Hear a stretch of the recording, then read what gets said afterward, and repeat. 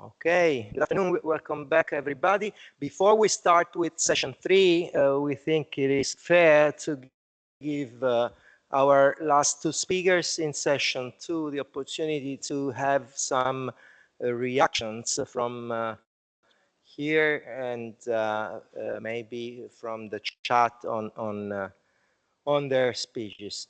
I personally have a short question for Sonia. So we have 5 minutes for this.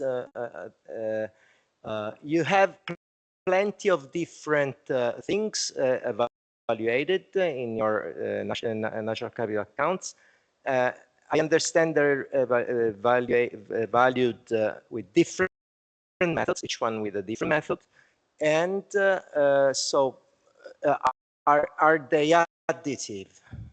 Because you add them together, but don't they represent different things? Thanks. Yes, we do present a total value, both for the annual flows of services in terms of monetary values and for the assets. You're right that they are measured through different approaches, and as such, in the connected framework, they do reflect different things. We do try to explain in our annual publication how they're measured and what that means, and also we show the physical flows as well to try and make as much as possible a connection and explanation of what drives the monetary value. The reason we present the total value is quite simply because policymakers are very keen to see the single value, and they think that is what has got more grip, if you want to put it that way, in how they can use it with ministers and with sort of economic decision makers in terms of trying to shift their decisions. So we are pragmatic and we try and find a compromise between presenting a complex system of accounts with as much granularity and information as we can, and giving the eventual users what they ask for. I think we could perhaps do more in the way we frame our numbers in a way that clearly explains what different methods mean for the interpretation. So that's probably something that we'll need to further reflect in future. Thank you.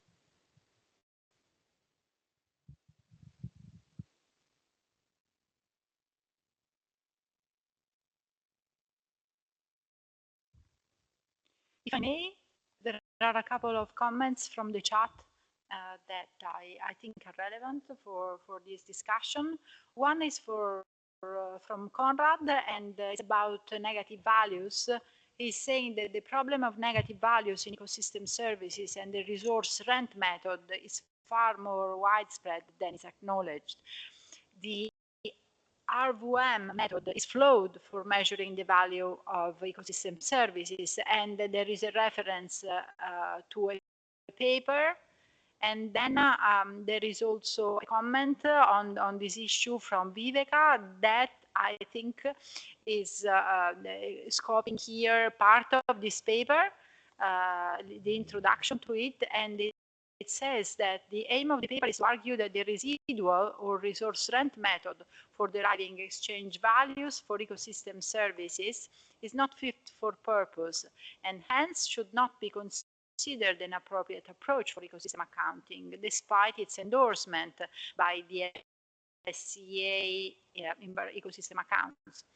And that we have demonstrated, they have demonstrated in this paper, that the method could mathematically produce a reasonable estimate of the exchange value of ecosystem services, but this is by chance rather than by design. Conceptually, the method is invalid as it is typically applied because it captures economic activity within the production boundary. And there is a comment from Vivek again that says this is the production boundary that I am worrying about. Nothing else from the chat. Okay, thank you. If there are no other, okay, Alec. Microphone to Alec and camera on Alec. Thank you. It's a comment, not a question. I'm sorry. But just to pick up what's been said in the text chat, this is particularly a problem now that we have the SNA 25 that's been published, because the emphasis there is to include the valuation of natural resources in our national accounts, and that still rests largely on the residual value method. It takes a long time to build developments for national accounting, and a lot of countries in Europe, including the UK, are aiming to deliver the developments of SNA 25 by 2030, and yet we still don't have a meaningful alternative in the international community to residual value. So we can talk about the issues around valuation in the context of ecosystem accounts, but there is also a very real and imminent problem in our national economic accounting frameworks presented by this problem of residual value. It's a significant problem that needs addressed. And while Sonia continues, I'll recall that the residual value method and the resource rents are the two cases Alessio showed as being legitimate according to national accounts. This is, yeah, Sonia. Just to add to what Alex said, I think the case of the SNA 25 is particularly challenging, because I think whilst for the natural capital accounts, we can use different methods and explain them, in the moment in which we need to produce measures of depletion that needs to fit directly into the national accounts, then the level of freedom that we have to choose different methods is limited, because we need to be consistent. So I think the issue with the resource rent or residual values is particularly challenging there. And I think it's something that will require quite a lot of work. And I'd be very interested in hearing, if not now because of time, but later on from the community, whether there are alternatives that are being considered, and whether the slightly different approach to resource rent that I showed, it's something that could be considered for further testing as a potential alternative to the current method. Thank you.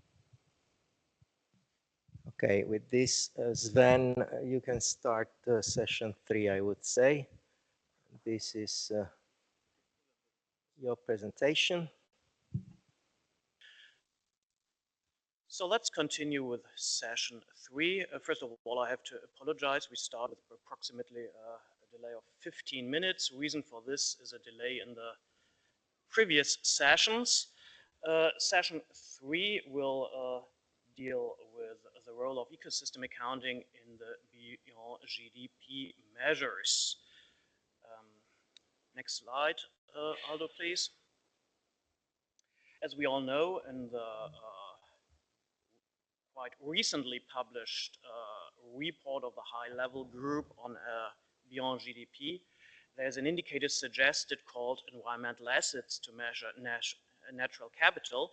And this indicator is defined as land, water, soil, and subsoil resources, etc., building on the system of environmental economic accounting and complemented by ecosystem accounting approaches that capture ecosystems as integrated assets.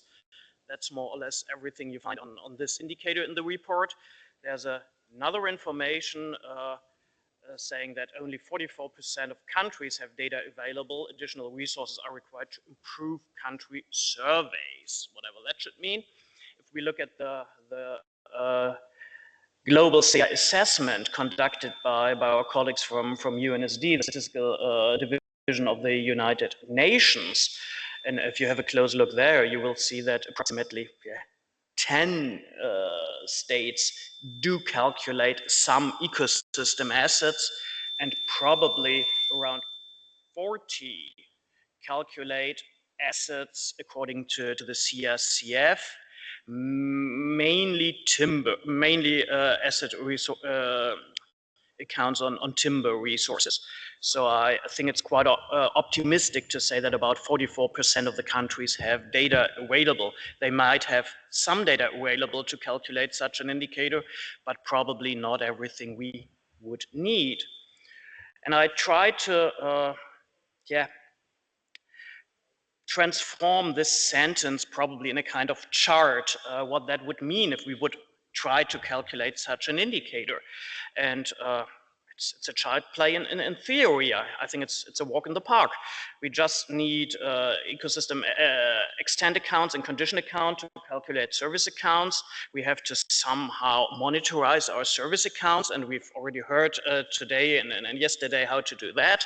And if we do that, if we have the monetary service accounts, we just have to apply net present value to calculate the ecosystem asset accounts. And then from the CRCF side, we need land accounts and physical stocks and probably the material flow accounts to calculate the monetary accounts for land and other assets.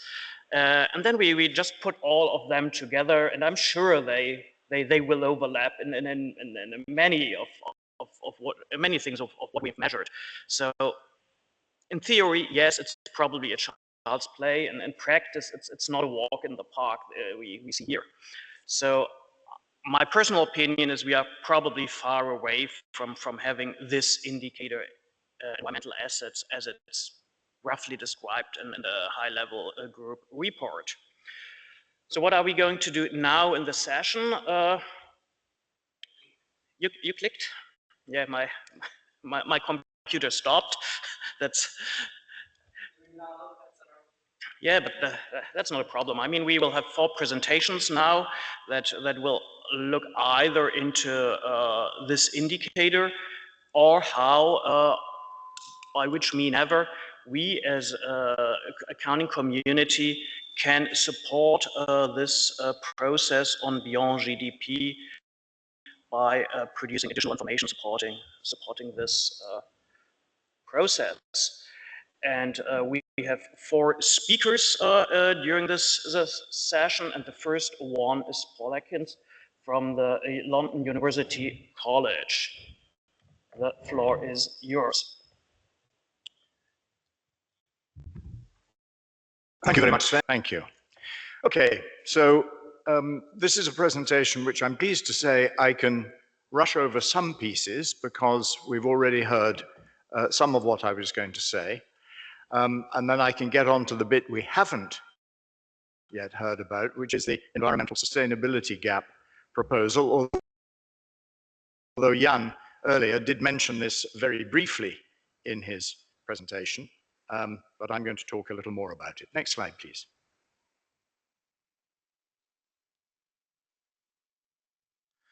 Okay, so I'm going to spend a little time talking about sustainability because that is the core concept of this presentation. I'm going to distinguish between weak and strong sustainability.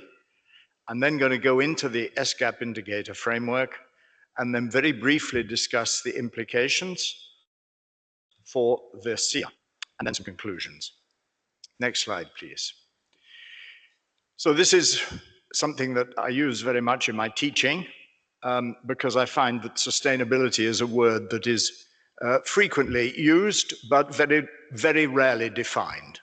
In fact, it is used to mean so many things that it means nothing in the vast majority of cases. It is actually a good English word, and it means the capacity for continuance. It means that you can perceive that this will go on into the future, more or less indefinitely, though indefinitely is a long time.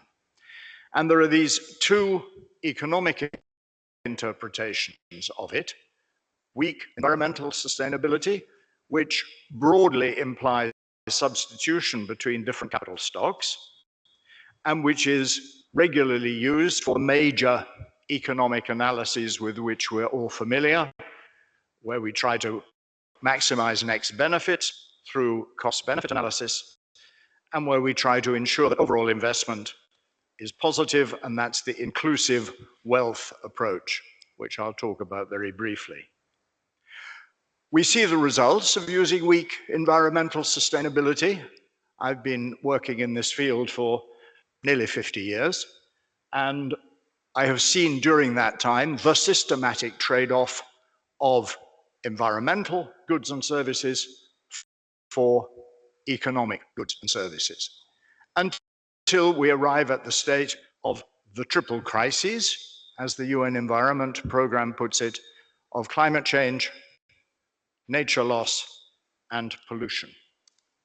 So it's time, in my view, to move to a strong sustainability approach, which relies on ensuring minimum standards of environmental performance.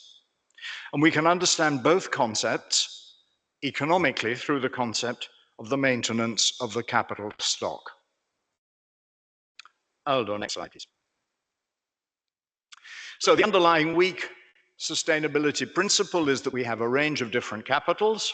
We have produced, human, natural capital, and that economic sustainability is achieved when the net aggregate investment is positive.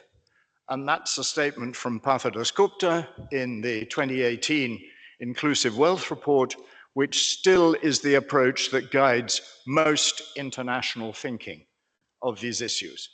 And as I've said, this has led to enormous substitution of physical, manufactured, and human capital for natural capital, by which I mean resources and the environment. Next slide, please.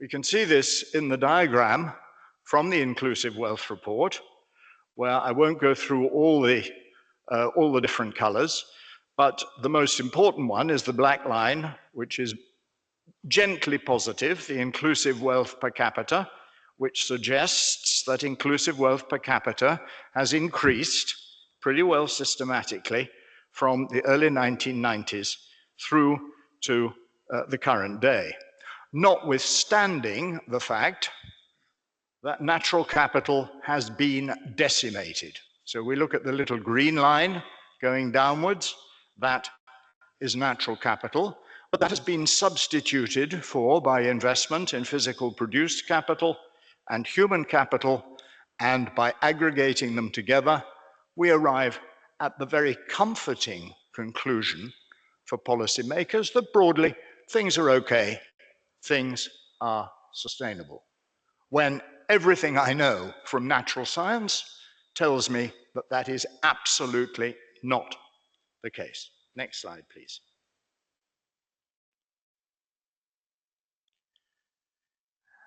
The scientists are kind of waking up to this. So this is a quote that comes from the 2020 conference of the International Union of the Conservation of Nature, IUCN, and they say categorically that this implies that natural capital approaches should not lead to the substitution of natural capital with other types of capital. The complete opposite to Parthe Dasgupta's statement, which I read just a few minutes ago about the Inclusive Wealth Report.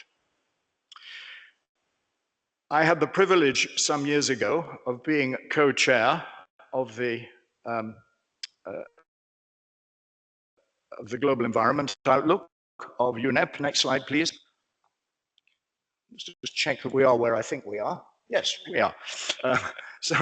And I've said that most policy making has used a weak sustainability approach. That's what I said. The Global Environment Outlook was a huge education for me. I'm an economist, not primarily a natural scientist, but I was working with 200 natural scientists in the GO6, and it was truly shocking, the state of the global environment.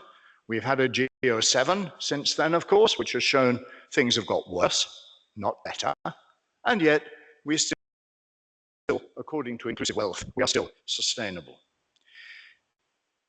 So for me, it's perfectly obvious from a natural science point of view that some forms of capital, and in natural capital, these are called critical natural capital, there is no substitutability, and for some other forms, the substitutability is very limited.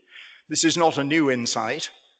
I published a paper on this in 2003, after a European framework research program. What we didn't have since then was a scientifically robust measurement methodology that would implement this insight. And I'm pleased to say that that has now changed. Next slide, please.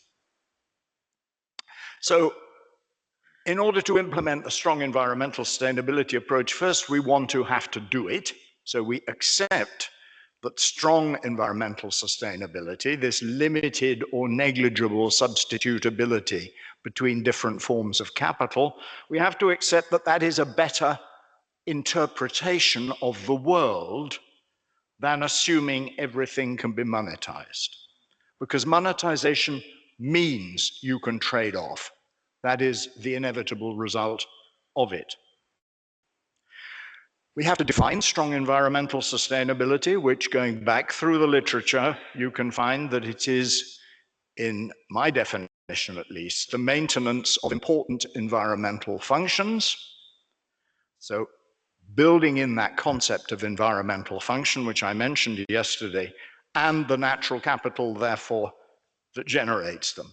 And it's interesting, midway between in the 1990s, we kind of changed language between environmental functions and ecosystem services. So the two are not entirely the same, but they are very similar. So we can think about this in terms of ecosystem services.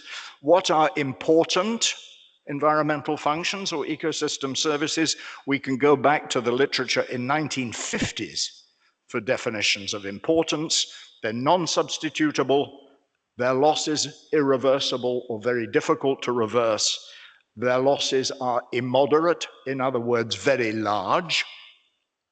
And the addition of considerations of health, avoidance of threat, and finally, the need to generate economic sustainability, given that at the foundation of all economic activity are natural resources and the environment. And we've tried to work through this environmental sustainability gap indicator framework, which I'm going to talk about next. So it's structured around 4 broad environmental functions, and I must pay knowledge both to Kerry Turner and to David Pearce for this. If you look back at their textbook in 1990, you will find these 4 categories of environmental functions.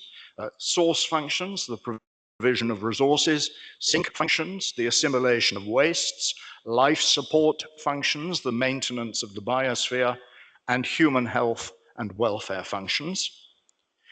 And 7 broad sustainability principles, which have been generated since the 1970s by ecological economists like Herman Daly: no disruption to global ecosystem processes, emissions to ecosystems within critical loads, maintenance of biodiversity and ecosystem health, maintenance of human health, conservation of important landscapes and environmental amenities, no excessive depletion of non-renewable resources, and sustainable use of renewable resources.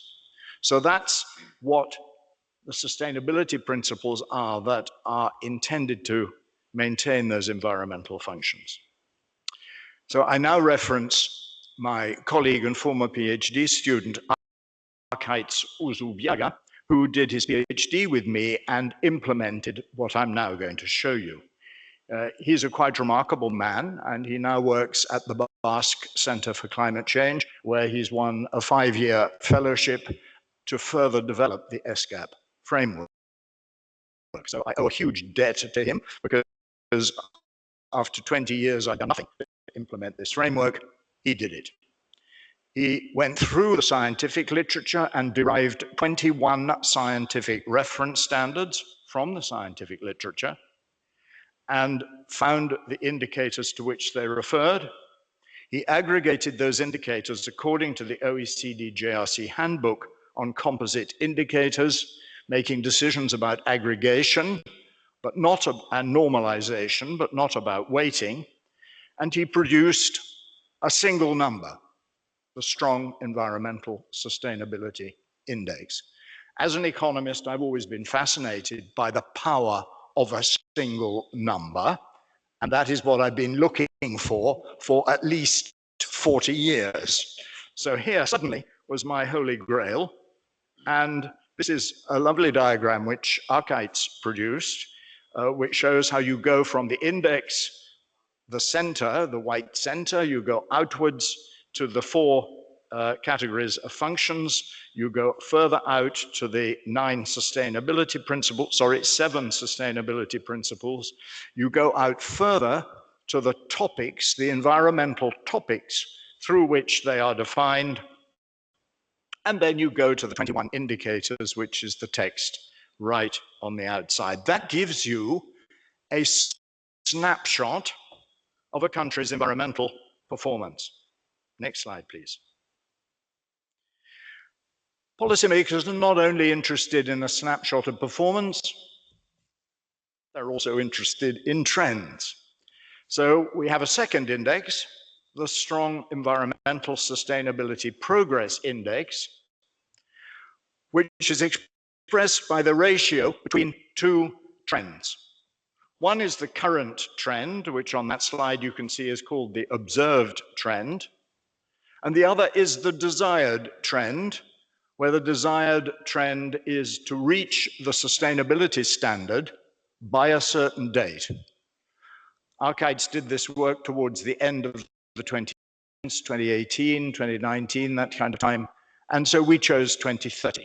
That's a more or less arbitrary choice. We chose 2030 because that's the date for the SDGs, and it seemed a good choice. And the ratio between the observed trend and the desired trend, normalized to a score of 100, gives you your progress index. Are we going in the right direction? And these are the results for the EU 27 plus UK. The gray lines are the different country performance, the gray dots. The blue dots are the EU overall performance of EU 27 across the 21 indicators. So you can see on the top left we have the source, top right we have the sink, bottom left we have the life support, and bottom right we have the human health and welfare, all normalized to between 0 and 100. And you can see that the performance is very different, going from drinking water, which is more or less 100%, or ozone depletion, 100%, so we got a score of 100, all the way down to climate, where we have 0%, because we are still very far away from a sustainability standard for climate. Next slide, please. And this is the key number. This is the key picture, because it's something that I hope is simple enough for even policymakers to understand. The red parts of the bar are the sustainability gap. That is how far we are on each of those indicators from the sustainability standard. The numbers under NI are the scores for each of the particular indicators. And the indicators are down on the left. And you can see the progress index in this slide is indicated by the trend, where it's either getting worse, or it's more or less the same, or it's getting better, where you have an arrow going upwards. I can see you are.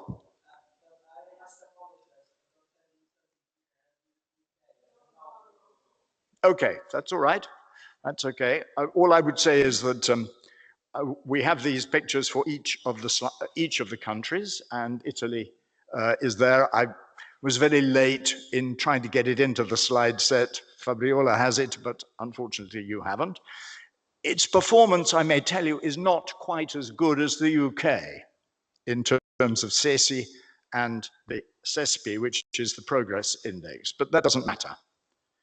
If you must have a money number, then I'm advocating for this framework the monetary S-gap, which is the cost in real money terms of closing the gap. So the restoration or replacement cost, which we've heard many times before, And I'm pleased to say that I have another PhD student who is currently computing that for the UK or for England, depending on how that works. So that's more or less it. There would be the Italian slide if you have it on my computer, but we haven't. So, oh, you do have Italy. Okay, well, there you are. There is Italy. Italy looks very much the same. It's interesting, obviously, to compare the difference between these different countries. I think surface waters in Italy are not as good. So I'm going to move on now just to final remarks. This is the methodology. We articulate the safe operating space through the sustainability standards. We define indicators based on those standards. We express them at the national level in a way that is accessible for policymakers. We aggregate them into two indexes that show the snapshot and the progress, and that's it. There are actually 6 scientific papers now, but these are the 3 main scientific papers that we've published that details this work. Finally, what are the implications for SEA? Well, I'm interested in defining the safe operating space. Within the safe operating space, it seems to me that there is scope for trade-off. Therefore, there is scope for the kind of monetary measures that we are all familiar with. But the imperative at the moment is to get our economies back into the safe operating space and to close the sustainability gap. A final concluding slide.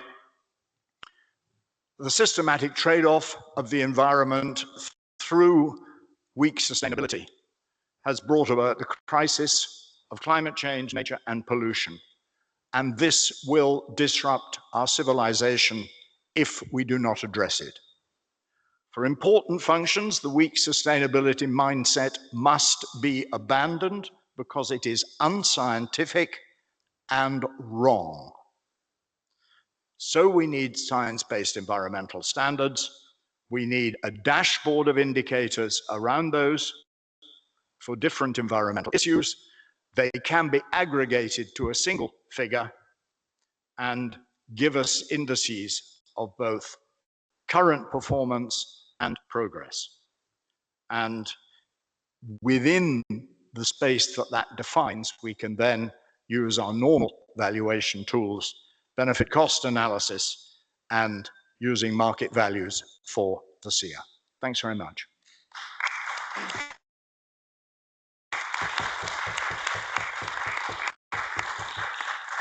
Thanks very much, Paul, and thank you for exactly keeping the time. I think we take 1 minute for questions just for clarification. So please, no discussion or no opinion. So if there are any questions for clarification, either here in the room or in the chat.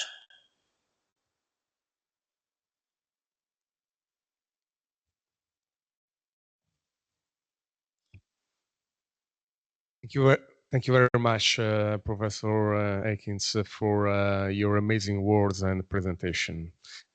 Just one question on the coverage of the sources, because I've tried to understand if there was a rather complete overlapping with all the ecosystem accounts that we are working on. And actually, there is rather overlapping, but there was just one thing missing, the crop provision. And it was not covered by the source. Is there a reason? Because it's an anthropic source instead of natural in a way? Alessio, you're very observant. I didn't say, but I should have said, that we could only cover the environmental topics for which we could identify sustainability standards. So you will see nothing there about non-renewable resources, because what is the sustainable use of non-renewable resources? How many tons per person per year? There is nothing about that. You will see nothing there about solid waste, very important environmental issue, But is zero waste, is that sustainability? Or surely not. There is some scope for, we couldn't find a sustainability standard. We do have soil erosion, and that was as near as we got to your crops, that we require soil for crops. Obviously, you require other things. You require water, you require sunlight, but we couldn't find a sustainability standard. I mean, should we be saying that grade 3A agricultural land, grade 3A agricultural land should be able to produce so many tons of wheat or so many tons of Brussels sprouts? I mean, we couldn't arrive at the sustainability. So those 21 are the only scientific reference sustainability standards we could find. Obviously, these other issues are very important and also need environmental policies, but they have to be dealt with other kinds of reasoning. Thanks, Paul. Before we go on with the next speaker, please allow me one question as chair myself, and please answer in a very brief sentence, probably even only one word. If you look at the suggestion of the high-level group on Beyond GDP and the work you did, how would you rate the indicators suggested? 3 words: I don't know.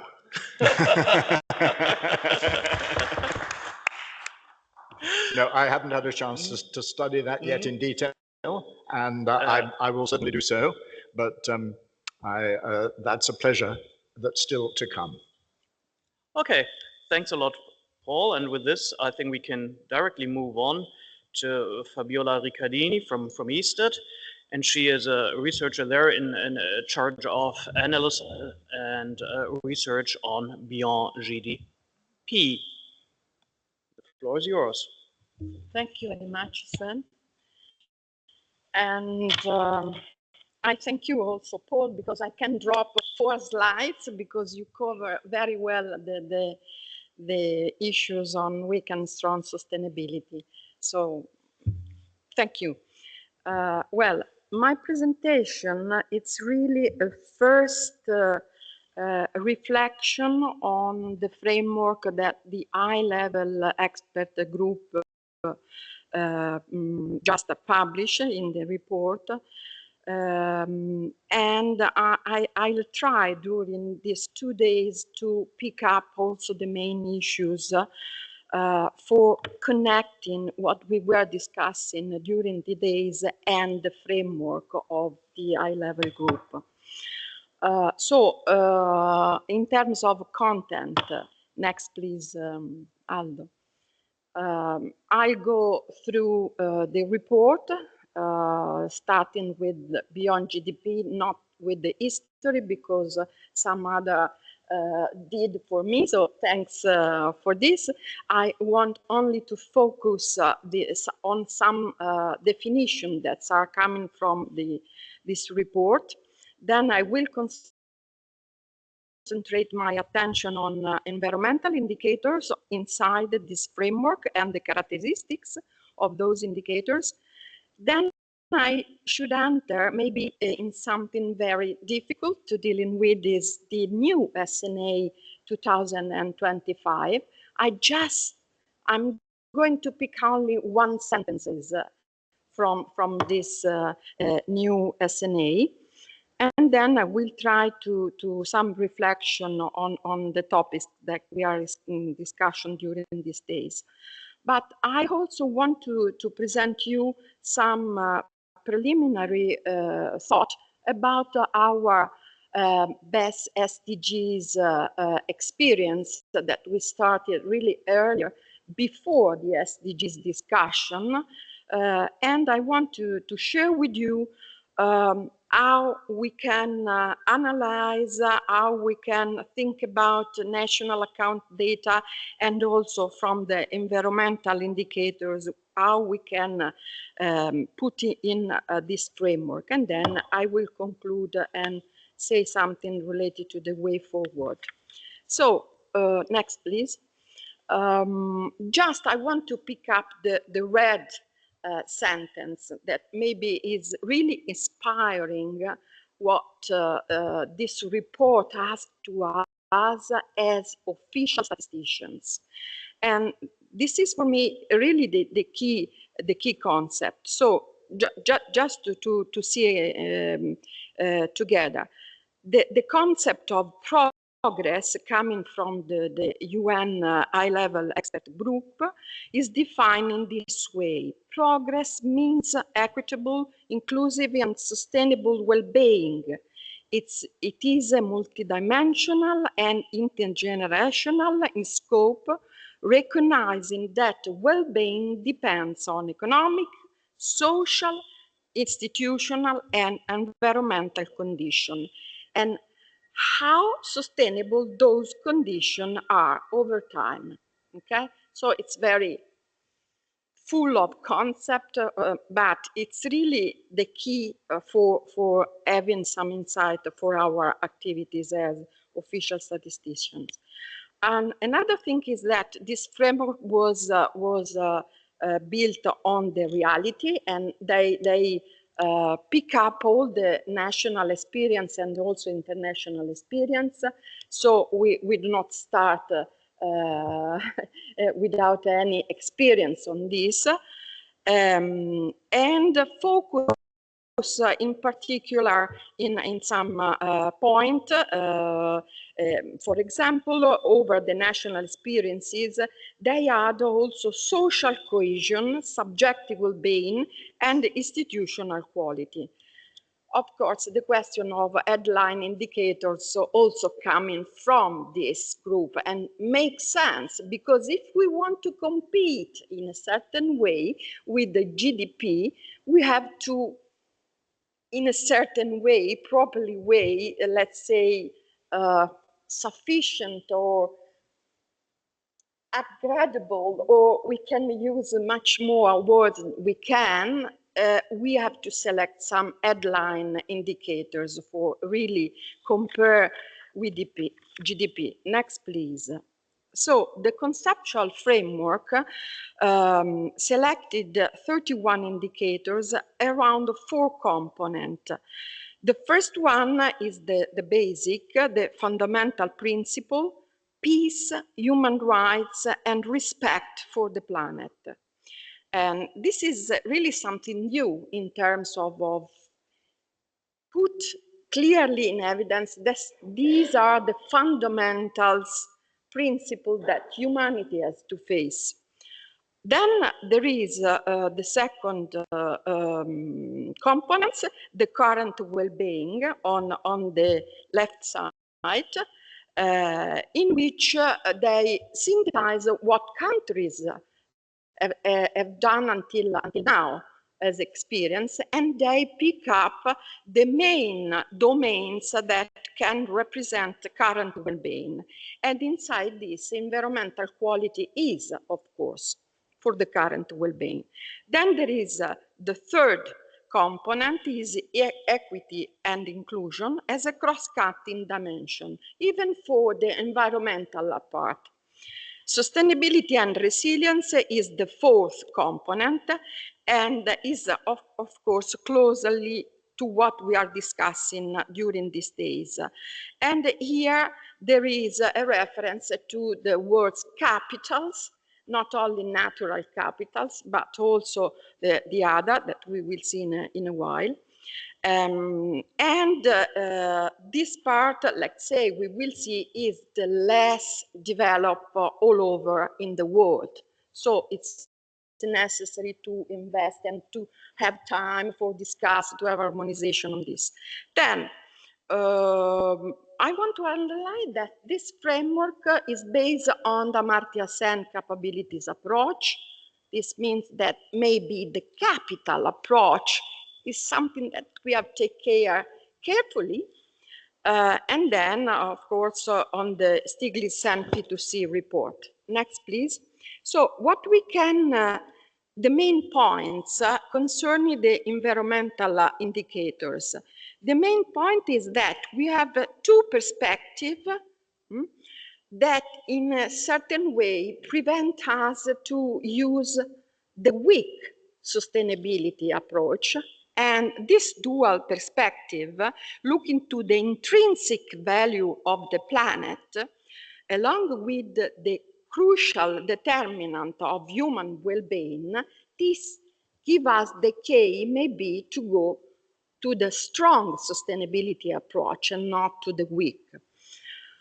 Okay, the red sentences is just what I try to say, that in order to prevent sustainability mirage, in which economic or human capital accumulation masks ecological degradation or wealth indicators overstay sustainability, we have to take in consideration these two perspectives.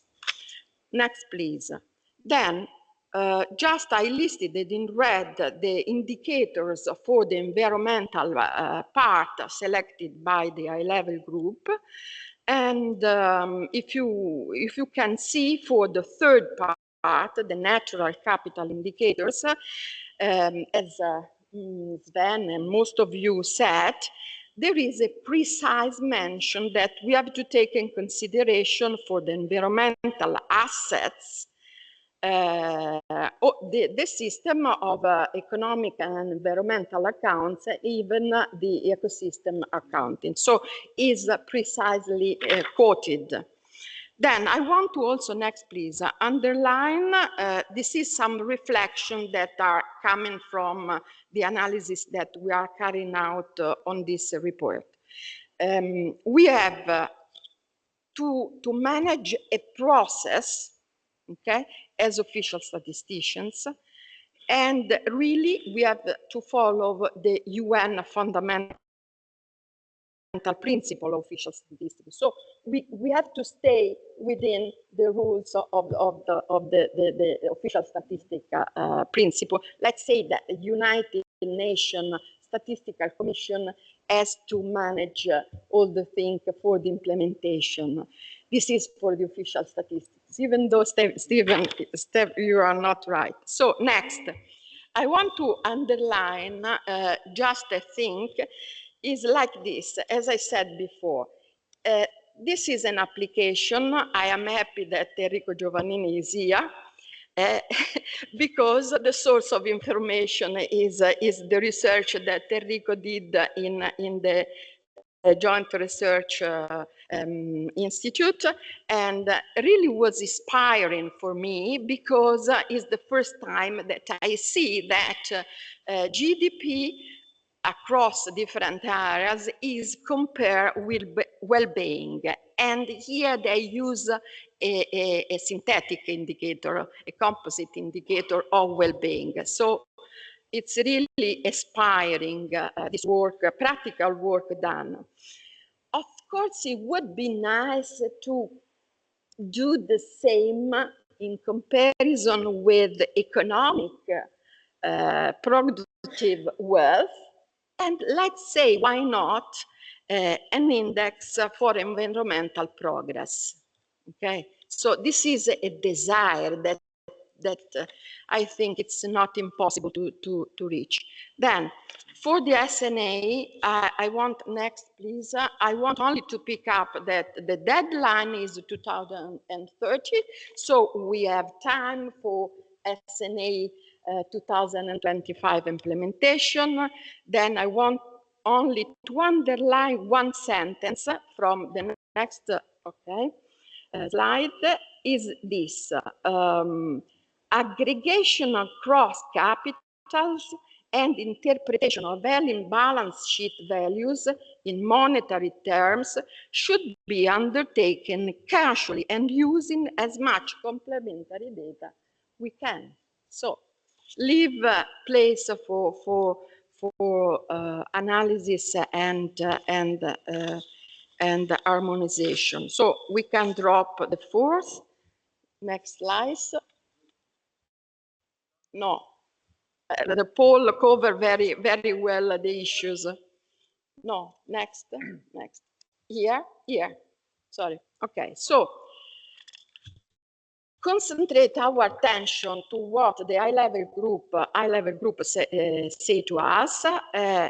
The problematic part is just 3 and 4 and 5 on the right side. So for the ecosystem, ecosystem services accounting, I pick up during the discussion of those days that this is the more difficult area that we are dealing with. Then next. I want to underline really that Italy has done, as following a precise direction.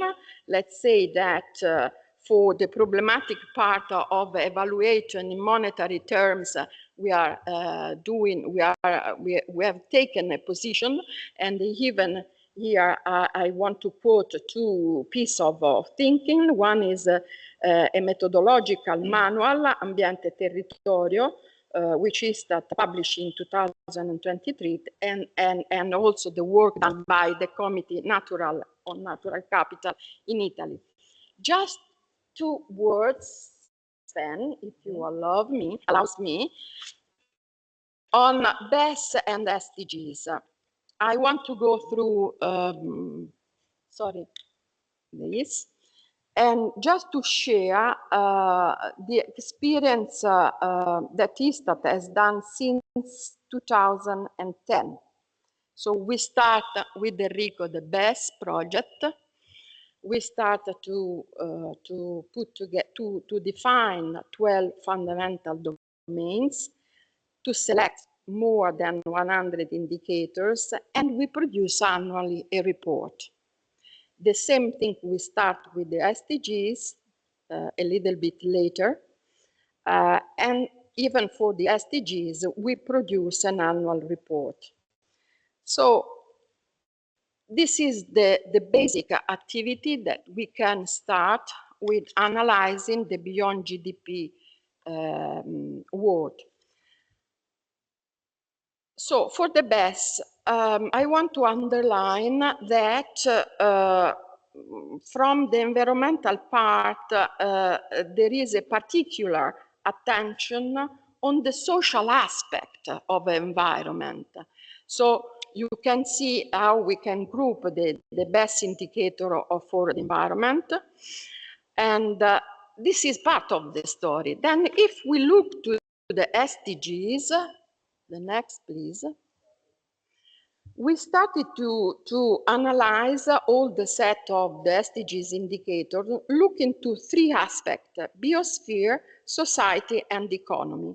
So we start to analyze how we can group all the SDGs indicators, looking to these 3 lines: the biosphere. No, sorry, the 19. Okay. So here we have the biosphere. Please, next. Here we have the economy part. Next, the social part. For the biosphere and economy part, we take many of the national accounts input. For the social part, not, of course. Then, just to go ahead and maybe on conclusion. So slide 23. Okay, thank you. So what we can pick up from the high-level report, that in reality they endorse in a certain way the strong sustainability concept according to the 2 dual perspectives that they suggested to us. And there is the explicit reference to the CEA and complementing the accounting for capturing the natural capital. As I said before, as official statistician, we have to follow the principle. And let's say that during this discussion, if I can suggest the United Nations Statistical Commission, those indicators for the environmental part, for the natural capital, we could classify under tiers 2 and 3. So more methodological work and deeper data collection are necessary for really try to have something solid for the future well-being. The story is different from the current well-being. So ISTAT is adapting its systems for beyond GDP, starting with analyzing best SDGs, and then we try to also to enlarge the utilization from national accounts and even from the environmental accounting, satellite account. Thank you. That's all for me.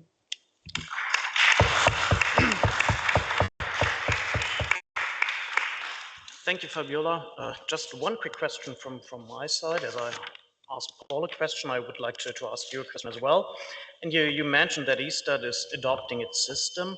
By when do you think ISTAT has adopted its system so that it can produce the indicator as suggested in the HLG report? Yes,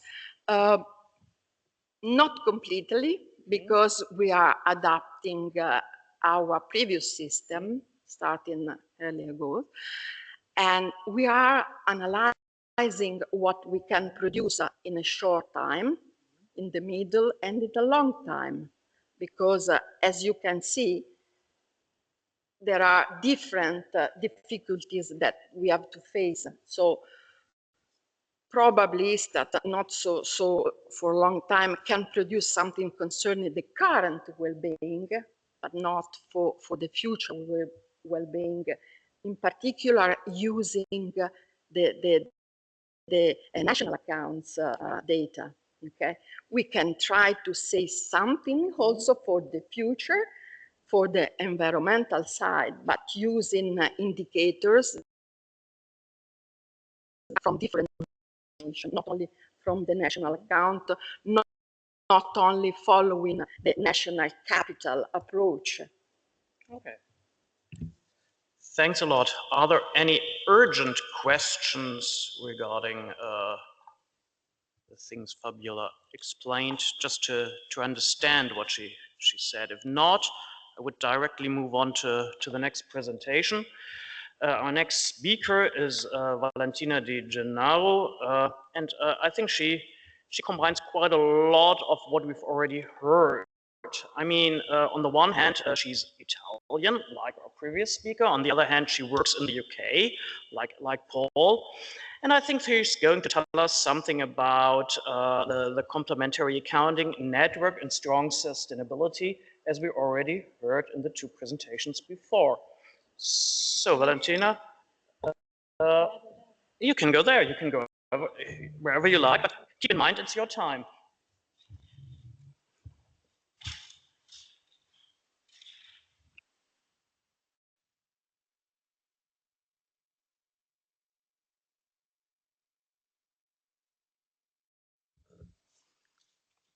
Thanks, Ben, for the introduction.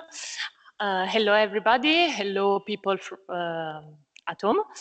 I'm Valentina Di Gennaro, and it's a really pleasure to be here in this session.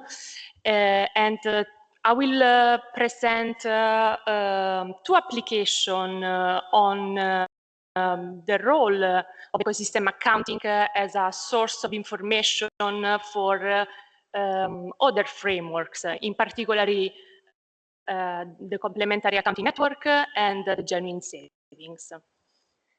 So just to give you an outline of the presentation, I will show the application on the implementation of the ecosystem accounting on coastal and marine ecosystem, and how the output of this application it feeds in the genuine savings and into the complementary accounting network. Let's start with the genuine savings. What is the genuine savings indicator? It's a weak sustainability indicator, and we already talked about weak, strong sustainability. The aim of these indicators is to assess the sustainable development of a country, considering the intergeneration well-being and also the different dimension of man-made capital, natural capital, social capital, so it's a really multidimensional.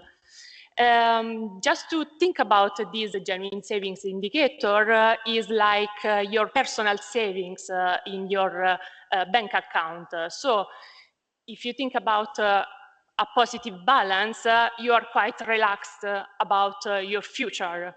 If you see your savings decreasing or negative, you start worried about what I should change, what action I should do to change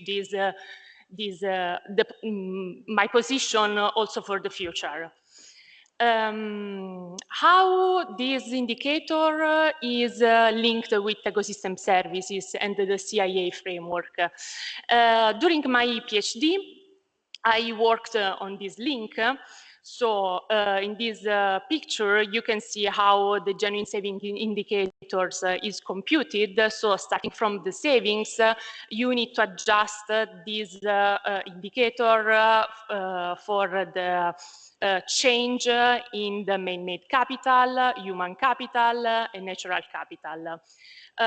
What I suggested is to use the system of environmental economic accounting to estimate the asset capital and then compute the changes of the asset and include this final figure into the genuine savings indicator.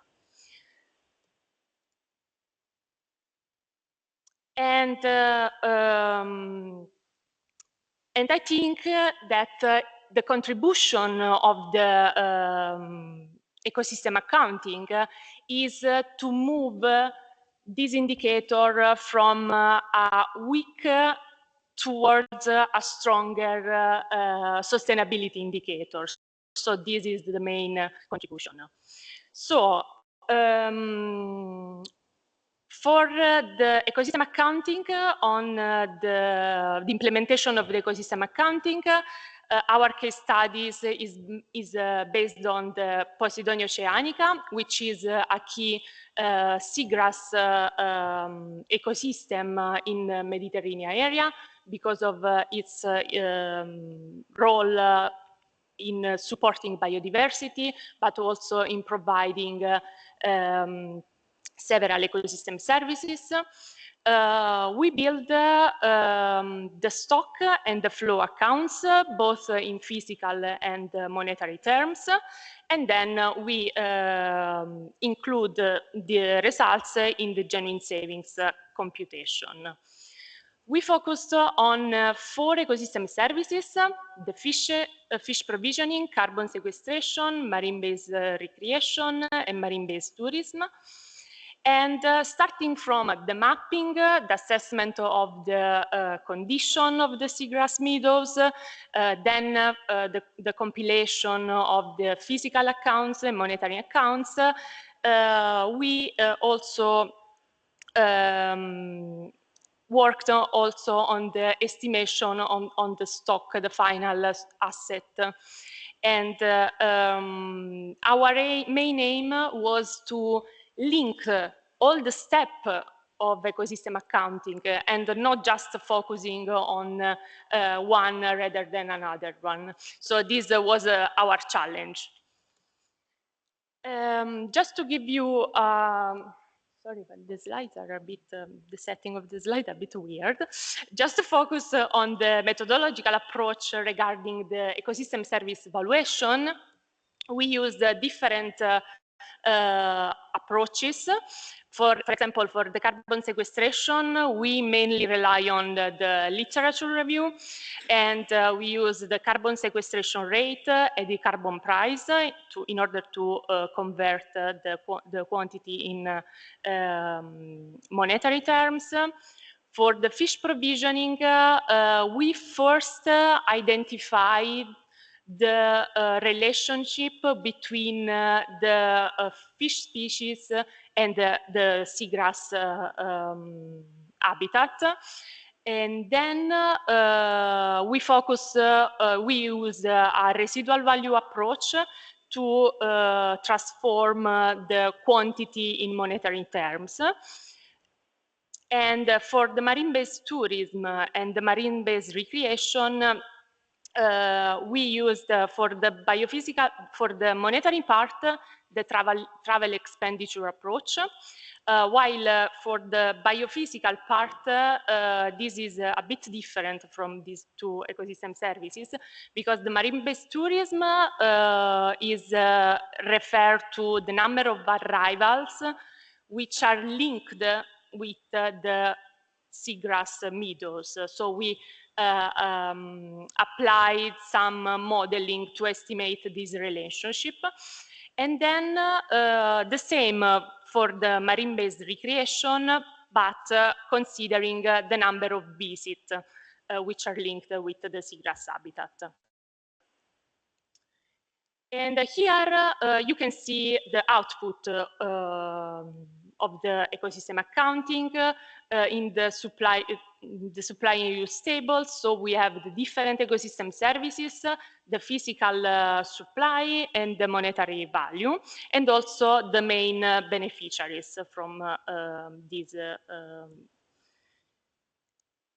The next step was to replicate this exercise year by year, because the final aim is to compute the asset value and then the change from one year to another. So we replicate this exercise and we choose as a reference year the 2014 and the 2020, because for the data coverage.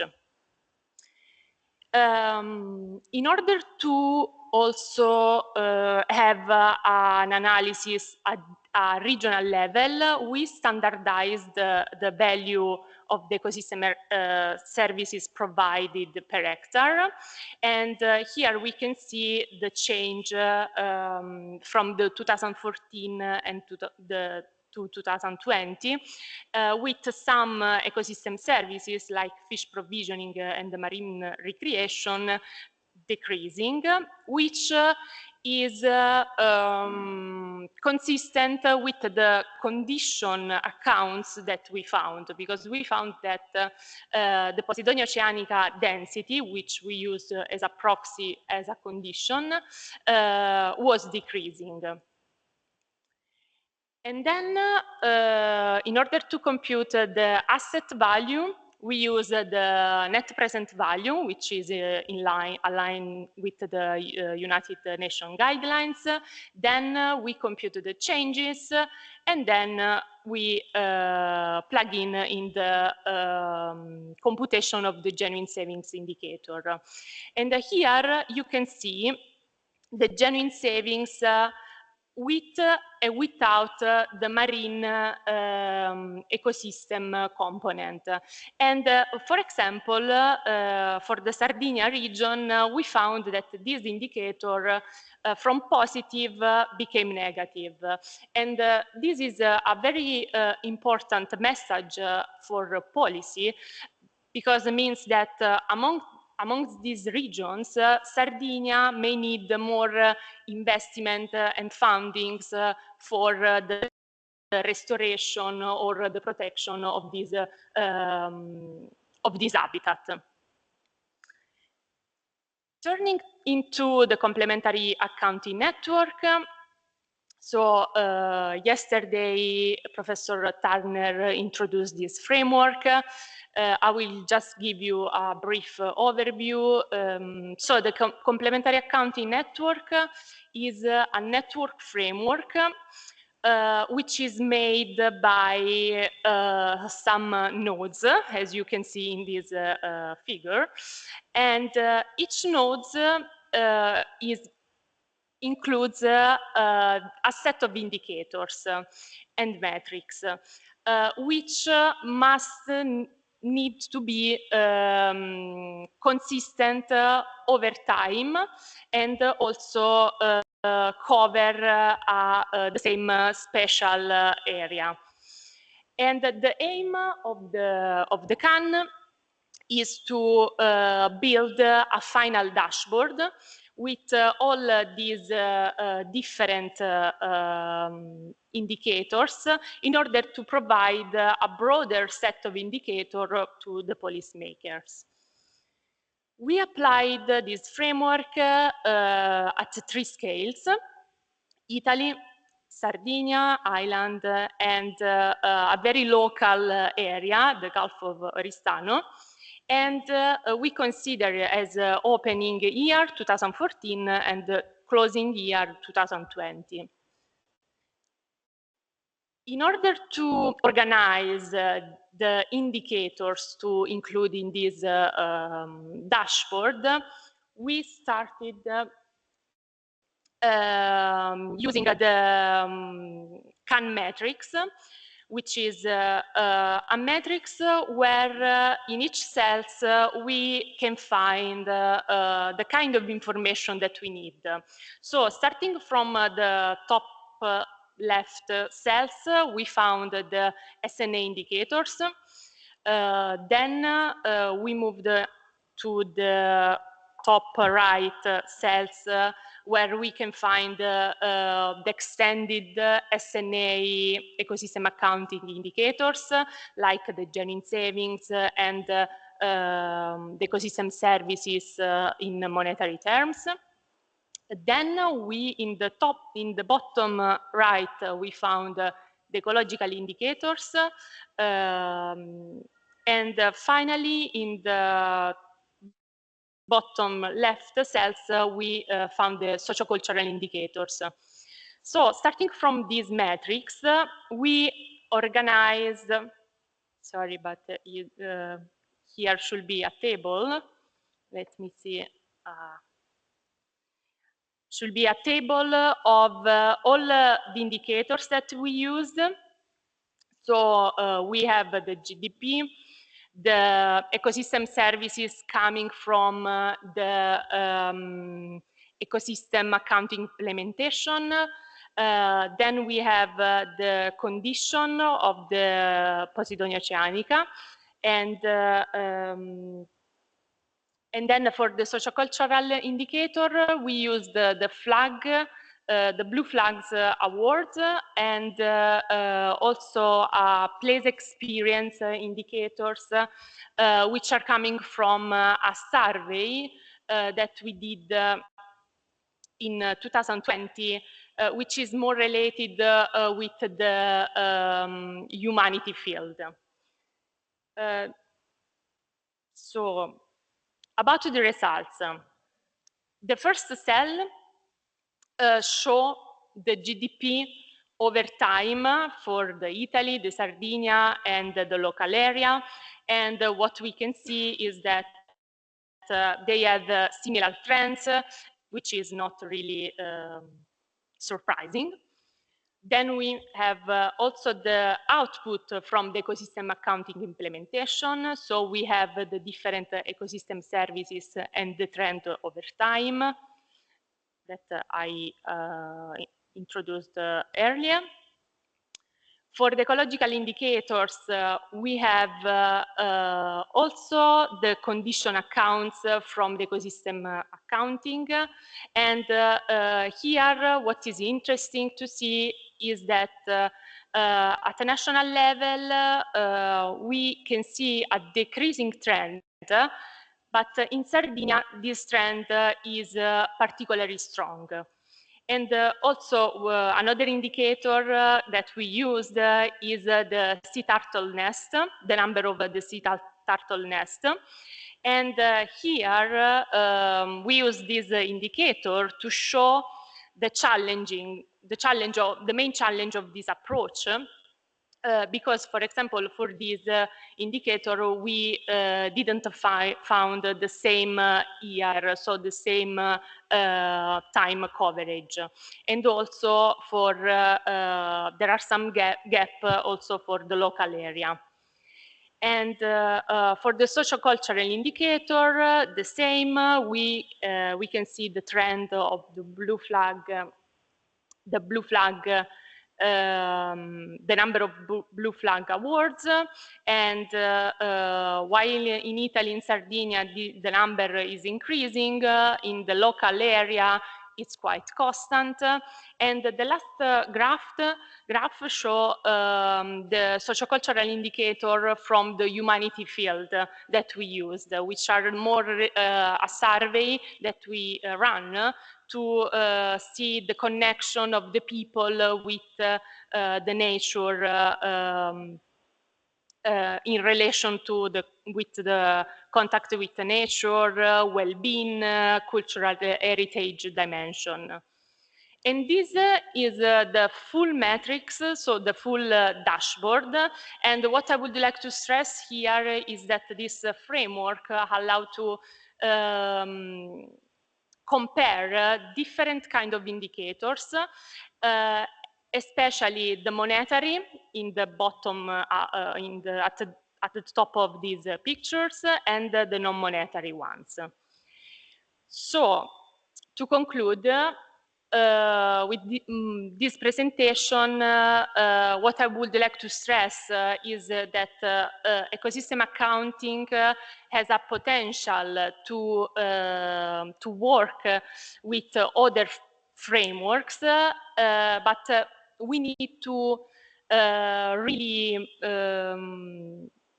do hard work in the implementation of ecosystem accounting in a systematic way, and also thinking about the harmonization of the data and indicators that we have already, or maybe that we need to collect in future to have spatial and temporal consistency in order to have this kind of sustainability assessment also beyond the GDP. And that's all from me. Thank you. Thanks, Valentina. And since we are a little bit running out of time, I would suggest that we save the questions for the general discussion after the 4 presentations, and we directly move on to Sebastian Roux from INSEE, and he will show us how climate be accounted for in national accounts.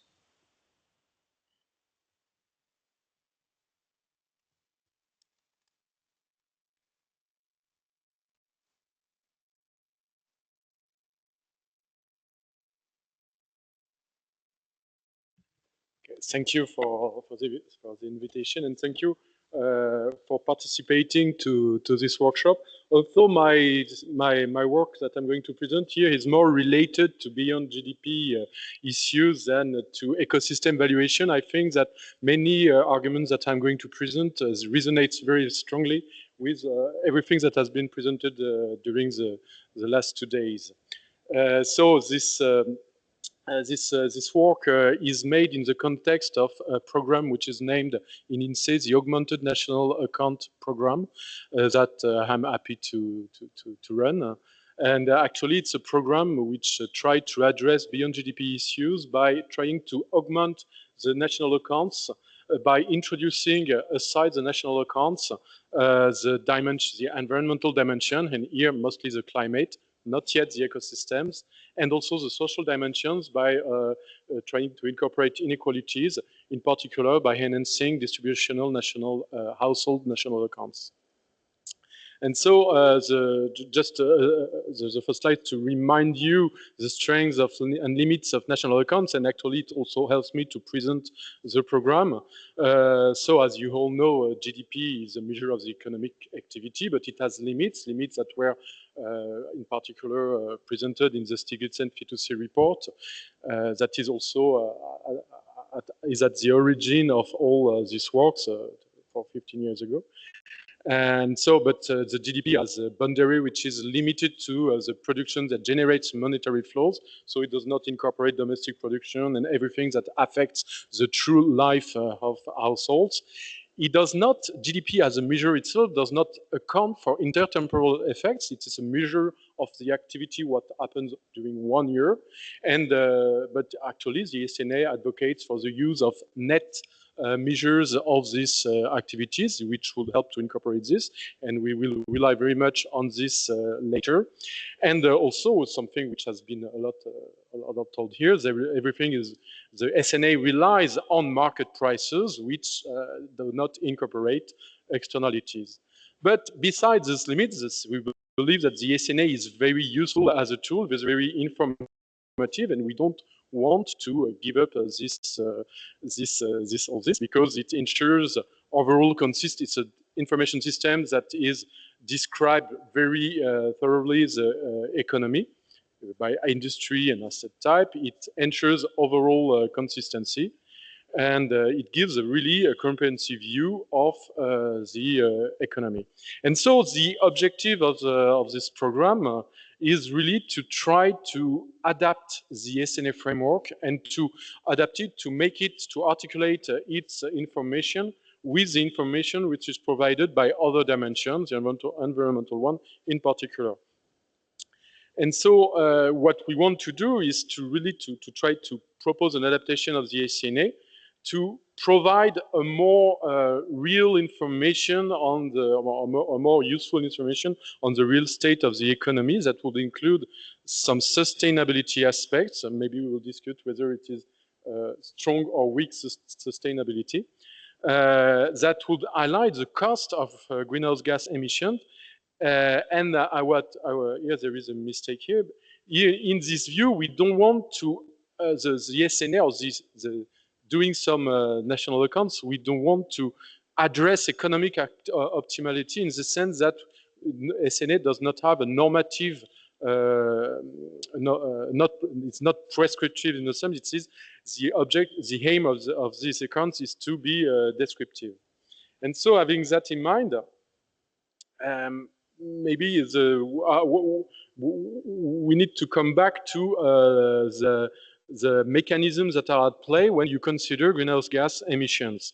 And actually here, when you think about the relationships between greenhouse gas emissions and activity, so there are different mechanisms that relate to the fact that it makes it difficult to incorporate them in national accounts. First, there is a cost of emitting GHGs that you all know. GHG emissions affect the climate. They have damages on the long run. And so the problem, as I mentioned earlier, is that the GDP being a current measure of what happens today, it cannot incorporate what will happen in the future, which is a first issue. The second issue is that the sectors that emit GHG do not feel the damages because very often they affect other sectors. And here we are really at the question of externalities. The second thing, and it is less seen, but here it has been discussed, in some sense there is a cost of not emitting GHG.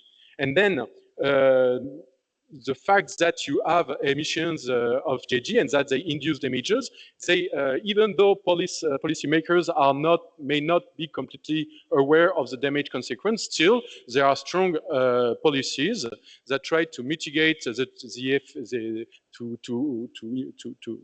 mitigate the emissions and to diminish the emissions, and such policy will restrict some activities, and this has also a cost for the economy that it is important to incorporate. First, there are some specific sectors that are affected by these, and they have also much shorter-term effects.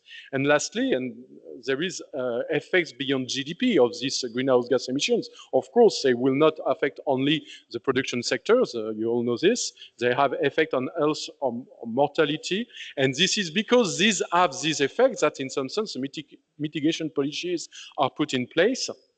And these mitigation policies will, as a consequence, may affect the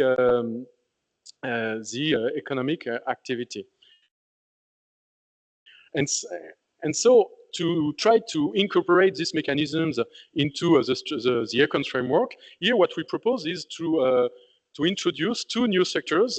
And by introducing new sectors, the conceptual changes that it affects the national accounts, because when we introduce these sectors, we also define the services that it provides and also the assets to which they are associated. And this gives a consistent framework that can be really attached to the standard SNA. So the climate sector will produce a climate service that is going to be used as an intermediary input by other sectors and possibly by households. And then the emission of greenhouse gas has for consequence to deteriorate this service, and that can be completely associated to some kind of degradation of the asset, which is climate. And then the loss of value of this service can be assessed in the accounts by estimating the future damages caused by current emissions, and that is completely related to the social cost of carbon. That will be described later on.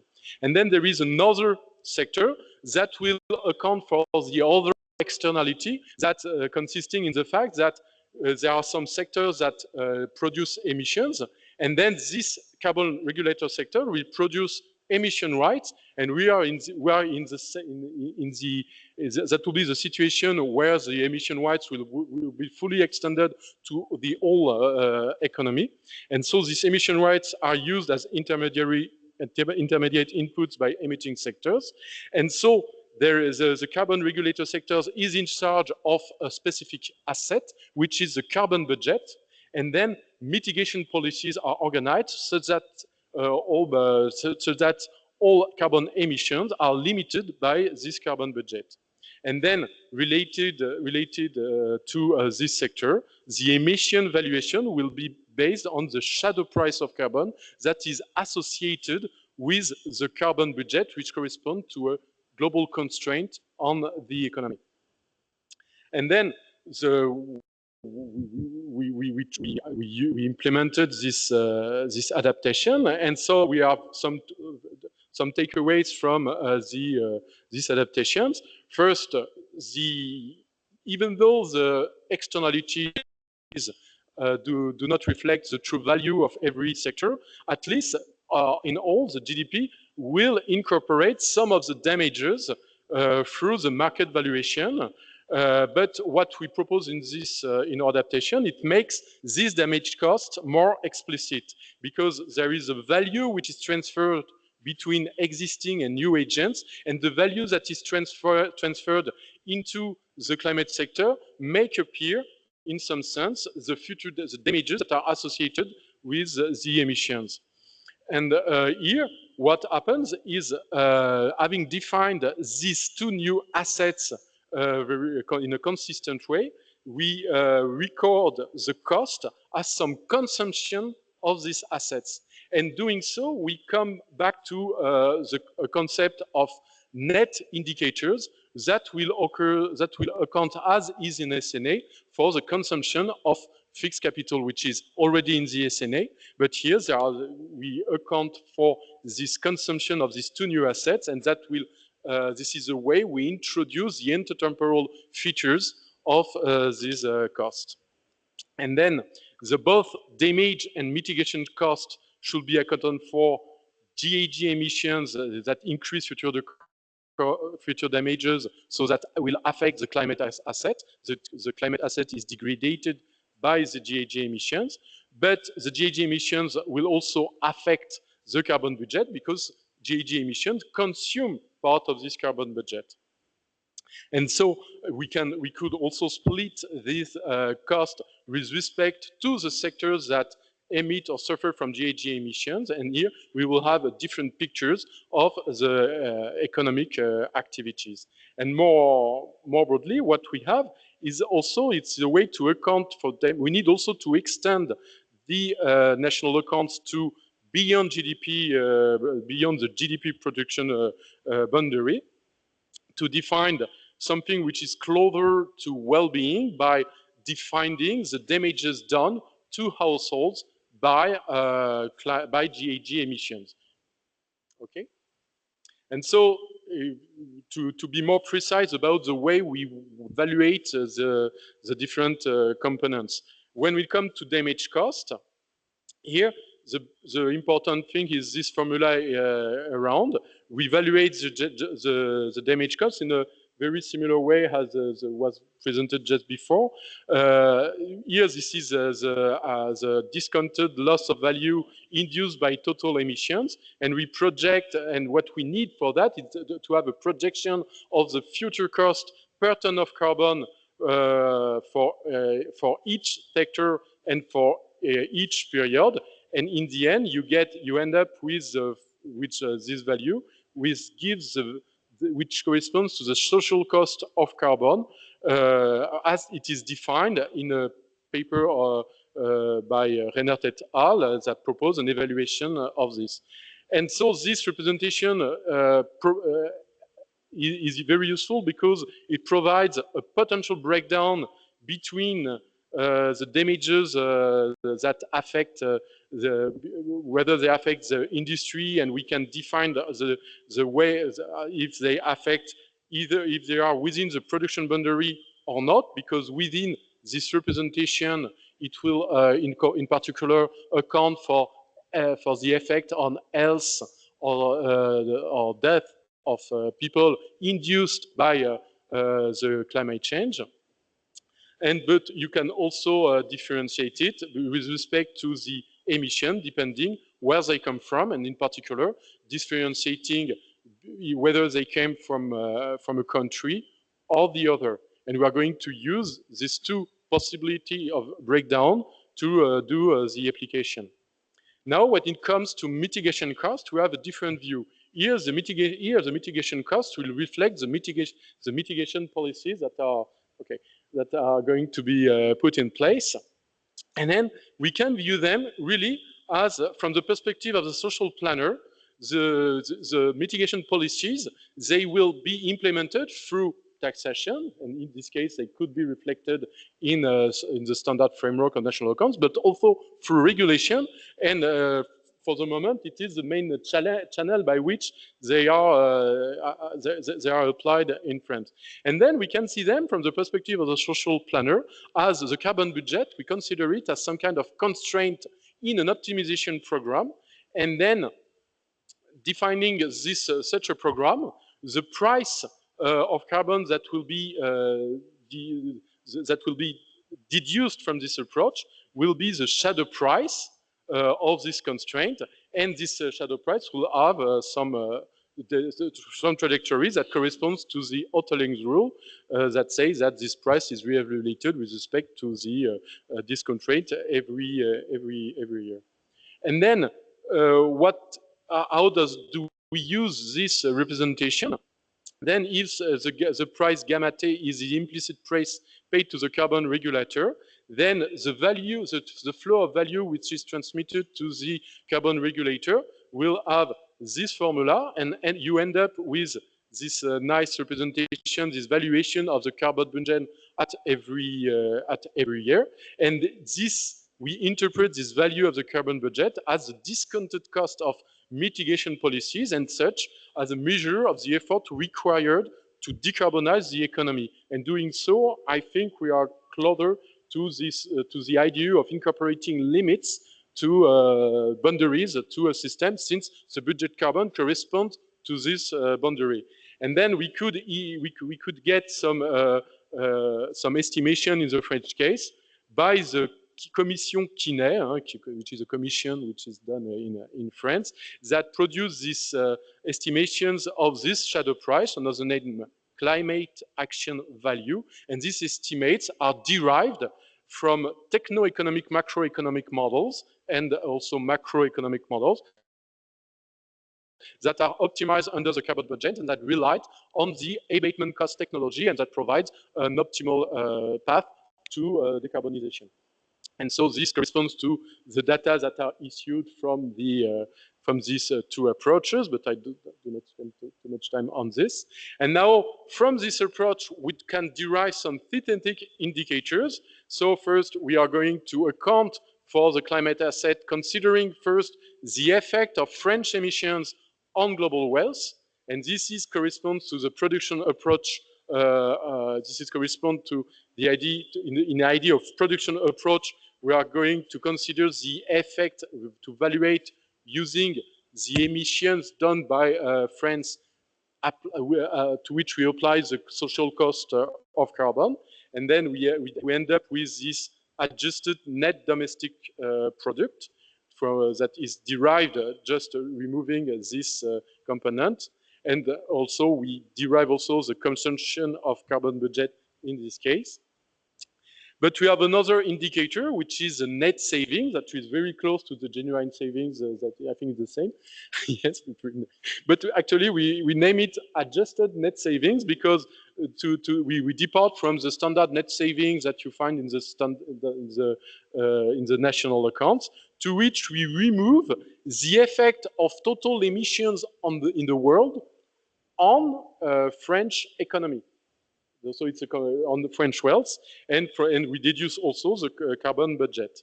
So this, what we find, we find the change, the adjusted net domestic product applying these changes is diminished by around 100 billion euros, which is not, all these figures are within GDP production boundary. When you are outside production boundary, it may be higher. But you have a different, we believe, a more interesting picture considering the adjusted net savings. You see that the adjusted net savings are, the net savings normally based from national accounts are positive. And actually, since 49, the beginning of the national accounts in France, they have been, net savings have always been positive. But now when we adjust them to the degradation of climate assets, it becomes, you have an adjustment by 200 billion euros, and it makes them strongly negative at 153 billion euro. And this gives a signal of a lack of sustainability with this signal. Even though the values of the price of the carbon prices that we use are not very high with respect to other figures that we have heard today. So this slide, the previous slide was more focused on the stocks, on the global flows, what happened during the economy. But in accounts, we are very much interested in the growth from 1 year to the other. And here we have in somewhat a different message, because since in France, the emissions have diminished over time, diminished every year, then it's in some sense not accounting for the diminution of carbon emissions, underestimates the true growth. And this corresponds, the blue and green bars corresponds to in point shares of in point percentage of GDP of the underestimate, or how much we should re-augment the growth applying or this logic. We also can derive from this consideration some other synthetic indicators on carbon, but are more related on wealth issues. First I have presented the carbon budget. We have also maybe a climate responsibility indicators that will value the carbon stock that was emitted from France since 1850. And also another indicators that would measure the deviation from the targets, the cumulative deviation from the targets that could be applied. But I'm going to skip very rapidly to the conclusion. So just a point, a very important point here. What we produce here are more considerations. Even though these results have been published in INSEE publication in France, and they were presented to journalists. They found them really interesting. But what important thing is that all these estimates are at best experimental statistics, because what I have presented to you, especially the valuations, are based on a strong forward-looking dimension.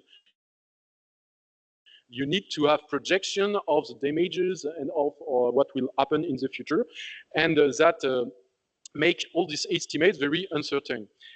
We believe that what is an important feature of this work is that we highlight two distinct types of costs: the damage costs and the mitigation expenditures. And it was one of the takeaway of this work that we need in an account approach. We need to consider them both, and this is something that we have rarely seen in the previous works on this subject. Just and what we believe is what we are doing with this work is that we go beyond the simple juxtaposition of the indicators, because we provide a clearer analytical framework, even though my presentation was maybe not that clear, I hope. And we provide a consistent linkage between national accounting indicators and the emissions, in line with what we want to do in the augmented national account approach. And so now I think I'm done. You can read the end of the slide if you need. Okay. Thank you.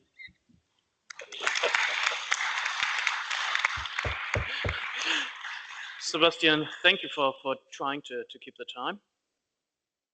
So according to the schedule, this session would be at its end now, but I think we should not end without offering you the opportunity to ask questions to our four presenters.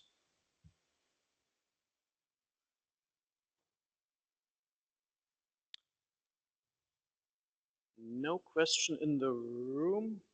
Have there other questions in the chat? Then go ahead.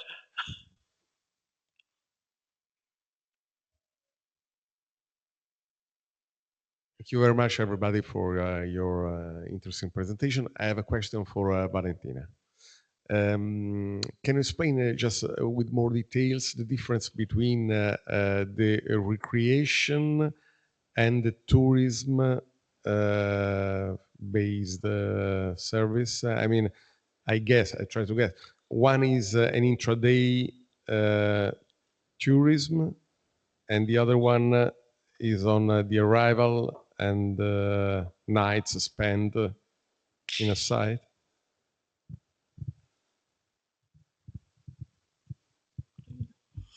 Yes. Basically, what we did is the marine-based tourism.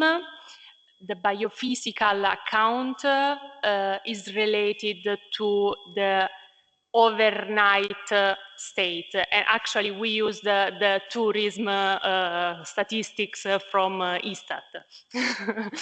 And for the marine-based recreation, we used a European survey, which was about the number of visits.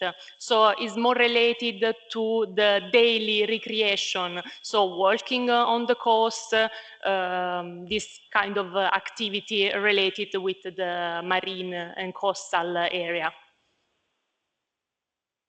And the main challenge was to link this tourism and data from the survey with the biophysical model. So we estimate the quantity, including the condition accounts from the ecosystem accounting. So there is a model, we build a data set with all the variables in order to estimate the proportion. So it's not easy to, yeah. Thanks for the question. Okay, and I've heard that Mandy Driver from the chair of this EA Technical Committee has a question, and she's live on video. Yes, thanks, Philly.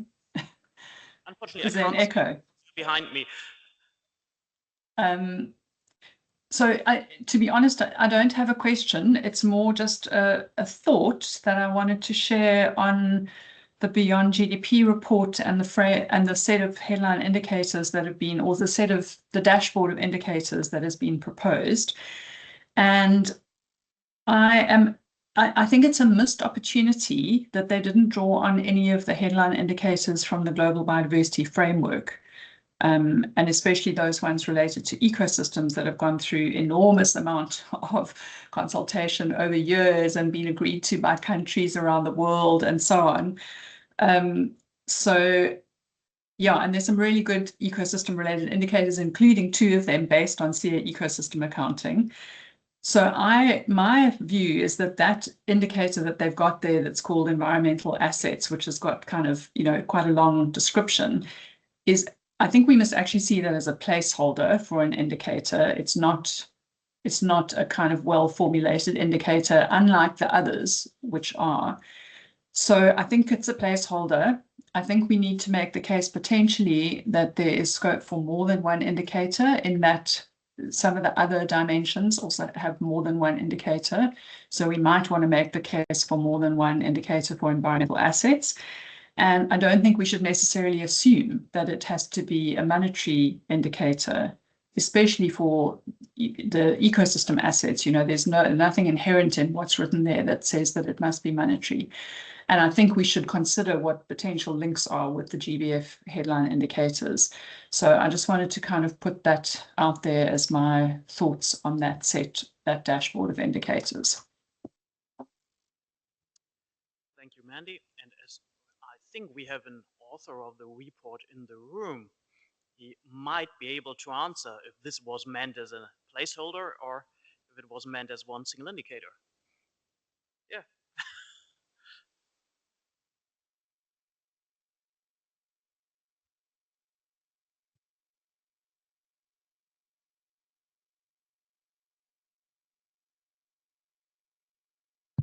Okay, thank you very much.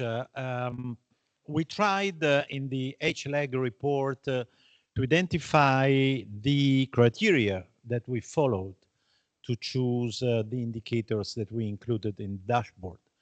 And one of the criteria was the availability for a wide range of countries, because our idea, and this was one of the recommendations that we issued, is that by 2027, the UN should start publishing an annual report using the dashboard. So my return question is, how many countries are calculating these biodiversity indicators? And the same applies to many other indicators that we looked at, and we try to find I would say, highest possible convergence on a selection of a relatively small number of indicators. I would like to remind you that we, in the terms of reference, we were asked to identify up to 20 indicators. We moved to 31, I think, or something like that. So we went already beyond the limit, and we were criticized because of that, by the way, by the wealth accountants who had already written that we did a very bad job. So it's clear that we looked at the work done, for example, on biodiversity convention and others, but the availability of data was a big constraint. Then now is the discussion is open if it's possible to make adjustments. And we are sure that we will continue to be killed by different constituencies saying, why didn't you include this and that and so on? Good luck. These are right criticisms. We try to find a balance, and of course, UN should be open to corrections, but not necessarily in the direction of enlarging the number of indicators or using indicators that are computed only by a very limited number of countries so far. Thank you, and Enrico, for the spontaneous clarification and insights from the discussions you had in the HLG. And I think you did a quite good job. If you look at the SDG indicator set, the target number was 100. And if we count now how many SDG indicators there are, depending on how you count, it's 300, 400, or even more. I mean, it's always depending on how you define it, and it's the same with your indicator set, how you define an indicator. Is a dashboard an indicator, or is a disaggregation one indicator or more? But in the end, I mean, 30 is not that much more than 20 for an indicator set. And thanks for clarification that this is somehow probably not the final indicator you expect to be calculated, because I think then most of us will be in problems or in trouble.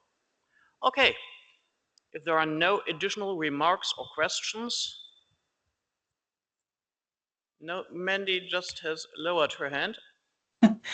Okay, no, I thought you were going to not give me a chance to respond, but I did want to make a very quick little response, if I can.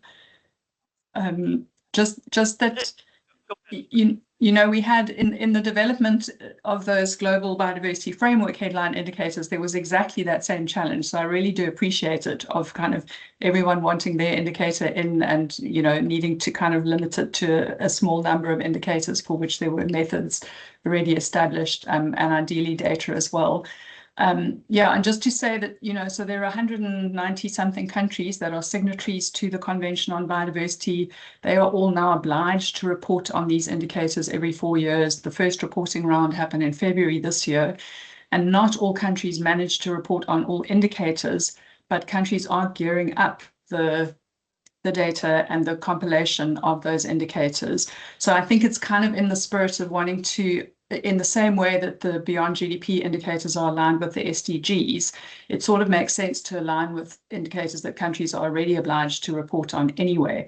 So I'm not necessarily suggesting a whole suite of new indicators, but just that there could potentially be some alignment opportunities there that would actually support countries in their reporting obligations. Okay. Thanks, Mandy.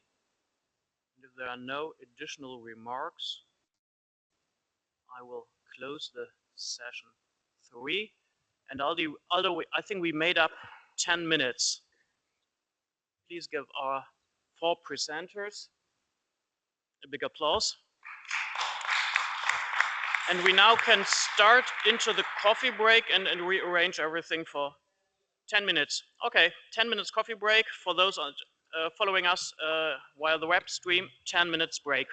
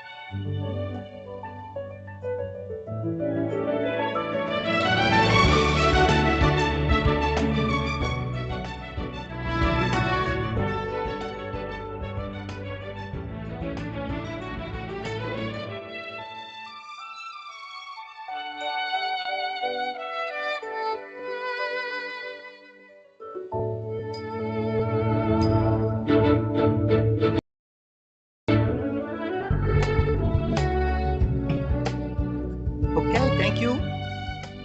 thank you to all for this last roundtable of our workshop. Davide Colombo, I'm the director of press office of ISTAT, and I thank you all to be here. For me, it was a full immersion in these topics of economics accounting, very interesting topics. During these couple of days, economics accounting appeared not only simple as a new statistical domain, but a transformation in which official statistics related to nature, value, and sustainability. So we have this panel to close the reflection and the proposal that we've seen, and we can start with Arturo de la Fuente. This is in online from Eurostat. I asked to Arturo a couple of questions in one. We have less than 1 hour for this roundtable. Arturo, the EU is legally mandating in the collection of the CEA data, and how Eurostat balancing the need for strictly harmonized comparable data across the 27 member states within the flexibility required to account for their vastly different ecosystem and national priorities. And if you want, also looking towards the next phase of a European Green Deal, which specific policy area, in your point of view, will benefit most from a fully implemented ecosystem account, and what Eurostat in general strategy to ensure data is fit for that purpose. Please, Arturo. Hello, good afternoon. Thank you for having me in the conference. Can you hear me? Can you confirm you can hear me? Yes, thank you. Okay, thank you for inviting me for this panel. Let me go through your two questions.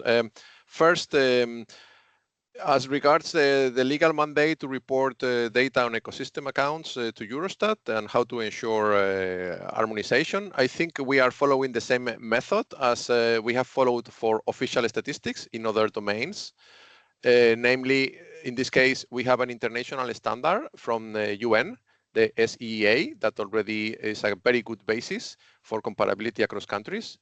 And in addition to this, Eurostat has developed a handbook with more practical guidelines for the data that we are asking the countries to report to us. And in addition, in this case, we are also providing countries with compilation tools, IT tools, that they can use to report directly the data for their country. So all this, I think, is a very good basis to provide comparable results. Of course, countries will have flexibility. First, because they can, we follow an output harmonization approach, which means that countries can use their own methods and their own data sources to provided the outcome they produce is comparable according to our guidelines and the SEA. So countries will have flexibility. And besides the data that we are asking countries to report to us, to the European Union, to Eurostat, countries can also produce their own estimates, for instance, for different types of ecosystems extent, or for different ecosystem services. They can produce information that is necessary at national level and can be complementary to the data that we are asking the countries to report to Europe. So I think all in all, we have achieved a good balance between comparability and flexibility for national methods. Of course, countries will start reporting to Eurostat at the end of this year, 2026. It will be the first time they report this type of data. It will be something very new. I don't expect it will be perfect from day one. We will have to improve in the next years. I think this will mean in practice that probably we can expect some revisions of estimates in the very first years. But I think is the normal process to get into a mature official statistics, and we are building steps to get into this direction. So I'm confident that it's going to achieve all the quality standards that are expected from official statistics, while at the same time ensuring national flexibility. Your second question was more about EU policy integration. Where does Eurostat see that this information can help to support EU policy needs? I think first and foremost, the one that comes to mind is the Convention on Biodiversity, the Global Biodiversity Framework. That has been mentioned before in this conference. So I think of the three legs, if I can call this way, ecosystem extent, ecosystem condition, ecosystem services, the one where we are going to start having policy applications is ecosystem services. And this will be used for biodiversity first and foremost. But in addition to that, to biodiversity, I think the data on ecosystem services can also support other EU strategies, for instance, about the global climate regulation with the data about non-managed land, carbon sinks, etc. This is very important. Also with the data on global climate regulation, so urban cooling, green areas cooling in cities. I think we can support the EU agenda for cities.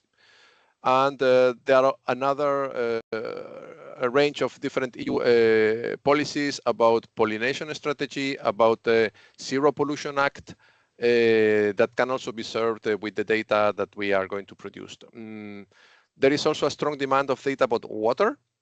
I am not certain our data for ecosystems can provide answers in the short term, but I am confident it will be a building stone that can help us to get closer to water indicators in the next years. So all in all, I think there are a lot of possibilities for developing solutions for different EU policies. Thank you. Thank you, Arthur. In the last session of this workshop, we resonate about the capital natural statistics and the contribute that this kind of statistic can give to the journey on beyond GDP.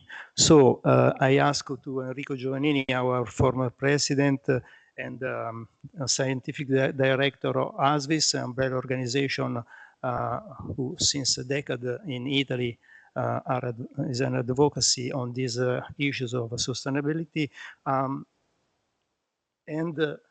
First of all, Enrico Giovannini is a member of the high-level group of the United States that has just released the final report on beyond GDP. In your vision, as a producer and utilizer of statistics, which contribute can derive from the capital natural statistic for the beyond GDP perspective. Thank you very much. Good afternoon. Thank you for inviting me. It's always a pleasure to come back here. And thank you for all the presentations that were given during these 2 days. When we talk about environmental issues, climate change issues, and so on, we often say that there is a huge cost of inaction. Should we calculate the cost of inaction due to the inaction of statisticians in developing data in this sector? I'm a little bit tough, I know, but I personally believe that this cost is huge. My first job here at the Italian Statistical Office in 1983, so just a few months ago, was to calculate quarterly GDP.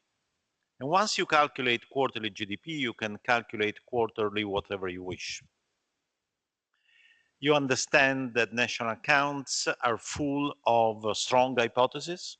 Then when you start calculating the annual accounts, you discover even more of this. That you make a lot of imputations, that you use model-based estimates, because thanks God, GDP doesn't exist in the natural world. And you try to do your best. to make the best possible estimate of something that does not exist, and something that is maybe also wrong in some respects. Why? I never understood why environmental economists didn't follow this same approach. They were always so scared of or being inaccurate or using model-based estimates that they were very prudent. Thanks to ISTAT, ISTAT has one of the best sets of accounts, environmental accounts, integrated with economic accounts at the world level. But the first thing that I would do is to invest in nowcasting in order to publish natural account, nature accounts or environmental accounts with the same, at least, timeliness of what is being done for the economic accounts. Not doing that contributed to the bias that we are facing in our policies and in our way of looking at the reality. I fully understand that in some cases you need some heroic hypothesis, but if you look into the national accounts, especially as the boundary has been stretched a little bit to include more and more non-material elements, it's the same. So why are we scared of doing the same on nature and environmental accounts? I think it's just the same cognitive bias that is followed by policymakers about the importance of nature and the speed at which nature changes. We always said, well, nature evolves with long-term trends. It's not true anymore. It moves even much more than GDP. We are happy if GDP increases by 1%. Is there anything in your life that makes you happy if it gets a change of 1%? Nothing. And we lose much more than 1% of our ecosystems every year, much more than, I could continue. So I think that we need really a complete paradigm shift. And let me also underline that if we had the official statistics rules in 1940 or 50, national accounts would have never been published. Because, we didn't have harmonized data and so on, so everything that we discuss every time. So this doesn't mean that we do not try to be as precise as possible, but the cost of not publishing timely data, integrated data, is much higher for us than any error that we can make. The second point I would like to make is that in the what we are trying to do is to develop SEA and all the other accounts, trying to integrate them as much as possible with the SNA. Great. Wrong. Why is wrong? Because we know very well what is the aim of national accounts, GDP, and so on, which cannot be taken at the same moment as the reference of everything and saying that is not the reference of anything. You see, we have to choose. And what we have tried to indicate in the HLAG report, and that it was not easy, I had to fight until the last night and even beyond that, is now there is a recommendation to try to develop a brand new system of accounts based on the well-being of people and the planet. How to do it? I don't know, but these 2 days I got very interesting ideas. For example, what we heard about France is very interesting because it creates new sectors which exchange assets or flows and so on. And the regulatory sector is a new sector that could be introduced in the game. But is it possible to build a system that focuses on people and planet well-being, which is the final aim of what we are doing? Of course, if we do that, the entire input-output table has to be completely shifted. Most of what we do, this microphone, is an intermediate input for you, eventually, to increase your knowledge because you are listening to me, you see? So the final outcome is your knowledge, and this microphone is just an intermediate input. I understand that this looks completely impossible to do, but we have to try, and I hope that UN will pick up this recommendation, trying to build an advisory body or an expert group to try to explore this. Very last point. The aggregation. And the aggregation is a huge issue. And we know since the Stiglitz Commission report that we are so doubtful about imputing prices with shadow prices and so on, that we don't know, so far we have not gone very far from this point of view. And everything that is done is immediately criticized by whoever, saying, no, no, this is a way to pollute the national accounts or GDP, while we impute a lot of prices already in the current system of national accounts, but we think that this is normal. So I think that we must be more brave and courageous. And in terms of aggregation, Fabiola Riccardini showed what we have done at the Joint Research Center, which of course is something that can be criticized. And in our H-leg report, we didn't agree. We say that we didn't agree on a way to calculate composite indicators.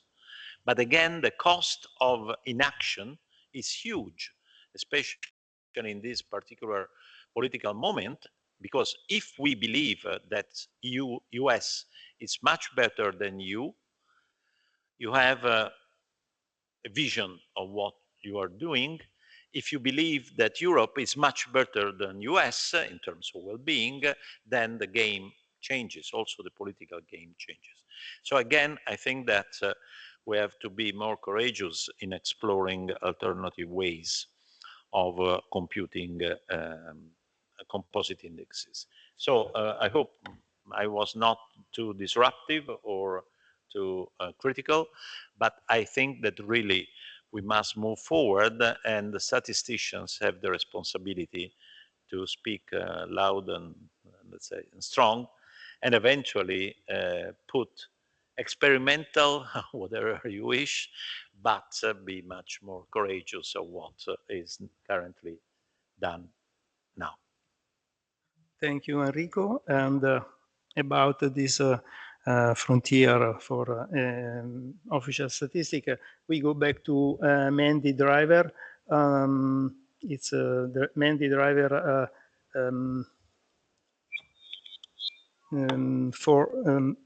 is technical committee ecosystem accounting.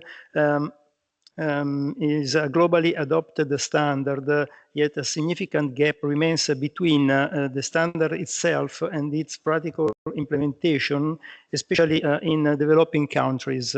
From your vantage point, Mandy, what is the single most critical bottleneck, be data availability, technical capacity, or institutional support? And what are some of the opportunity to strengthen the implementation of ecosystem accounting? And another question is, two headline indicators are being developed in a framework for which is explicitly foreseen the CEA must be used. Can you tell us more about the ongoing process and methodological and communication challenges? Mandy. Thank you. Those are very lovely questions to think about and to answer. So on the question about bottlenecks, I'm going to have to give two. I'm afraid I'm not going to limit it to one critical bottleneck, but two critical bottlenecks. I think one of them is institutional collaboration, which is always difficult. And particularly in the arena of ecosystem accounting, there is the need for non-traditional partners to work together across disciplines and to form new partnerships that haven't existed to date. And often what one's dealing with is organizations that have different people that have different worldviews, different organizational cultures, different lexicons. So that's a process that just inherently is quite time consuming. And I don't think there's a way to necessarily rush that, but just to kind of embark on it and get into it. And then the other bottleneck I think to highlight is a data bottleneck.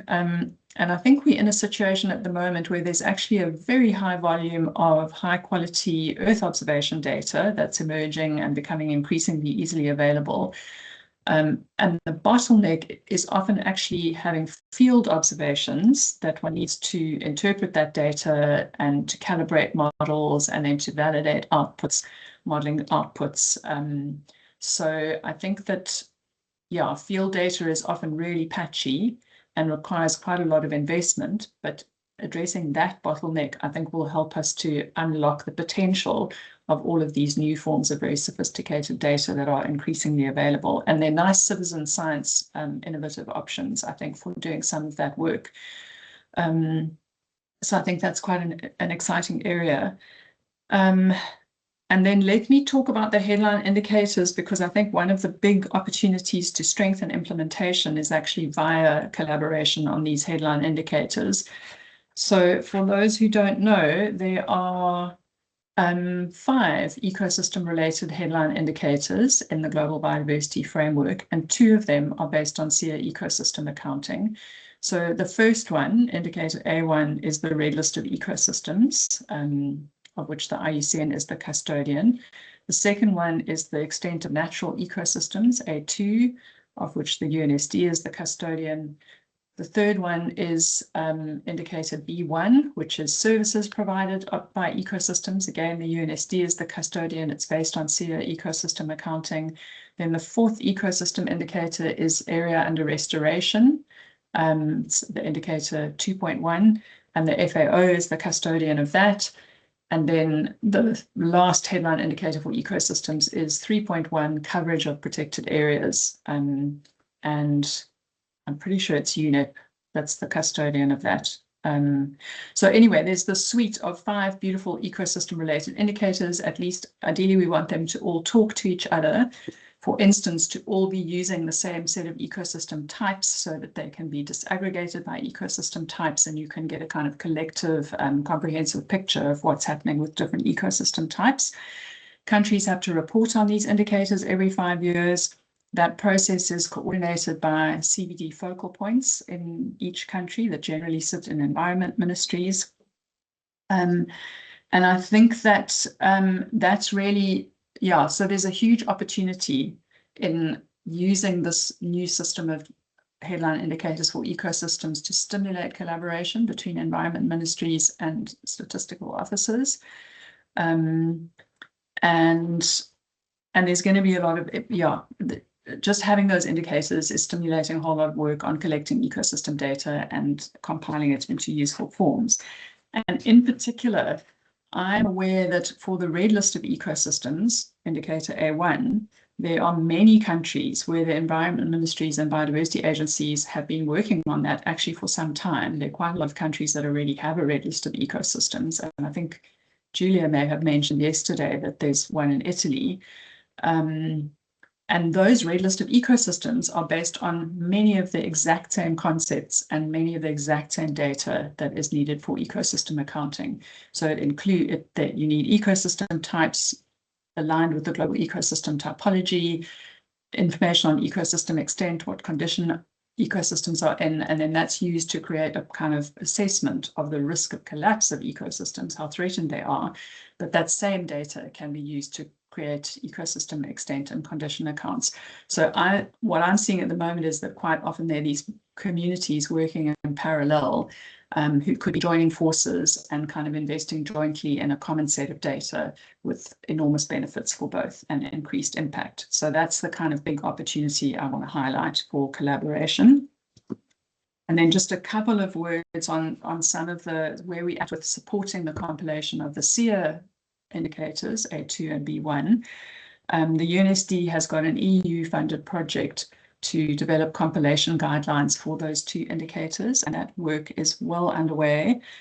Their draft guidelines, it's been guided by the Technical Committee on Ecosystem Accounting, a task team, an expert group, and there's an advanced draft of those guidelines that will be released in, I think, probably July, August for wider consultation. So please do keep an eye open for that. And we've had to deal with, in developing those guidelines, some quite complex conceptual and methodological issues. For the indicator on the extent of natural ecosystems, a key issue has been defining what we mean by a natural ecosystem versus an anthropogenic ecosystem. And we've made great progress on that I think will benefit ecosystem accounting more broadly. And then for the indicator B1, the services provided by ecosystems, that's an indicator in biophysical terms. And the challenge was how we find a method of integrating data on ecosystem services in biophysical terms. And the solution has been an index of trends in ecosystem services. So yeah, that was a challenge that was solved. And then a second related challenge is how do countries select which ecosystem services to include in that indicator? And we're wanting to put the focus on ecosystem services that are at least in principle compatible with conserving and sustainably using biodiversity, and ecosystem services that contribute directly to human well-being, especially of vulnerable groups, because those are two big concerns of the overall global biodiversity framework. Yeah, I'll leave it at that. Thanks. Thank you, Mandy, for your contribution. We go back to Sven Kaumans, the Status and Chair of London Group on Environmental and Economic Accounting. We talk for a couple of days about calculation, communication, and the most debated technical complex area. And looking forward, how do you see the evaluation agenda evolving? And should the focus be on the standardizing a few robust methods on creating flexible toolbox that countries can adapt, even if it sacrifices international comparability, and also in the light of the presentation of debates of today, the pricing versus connected values debate seem to be tightly connected to weak versus strong sustainability one. Are these exclusively technical debates or not? Or are at the opposite and witnessing a clash between two opposite cultural attitudes, a tendency to put a price on nature on one side and a resistance to it on the other side?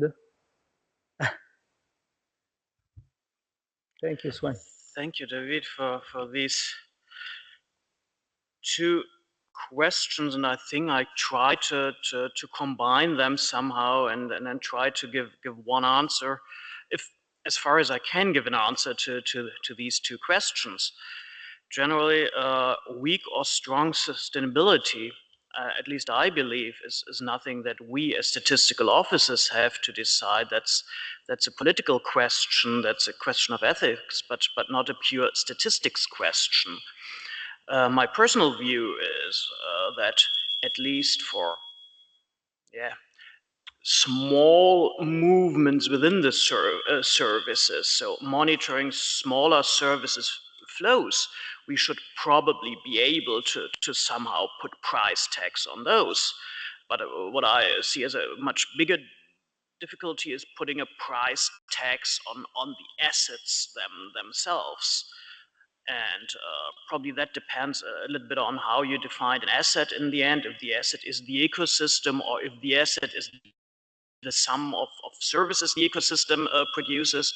If the asset is the ecosystem, I mean, we would have the problem if we want to evaluate that we would need to know all services that ecosystem provides. And I think we are far away from knowing all ecosystem services providing from an ecosystem to us as society, as economy, and to other ecosystems as intermediate input. So we are far away from that.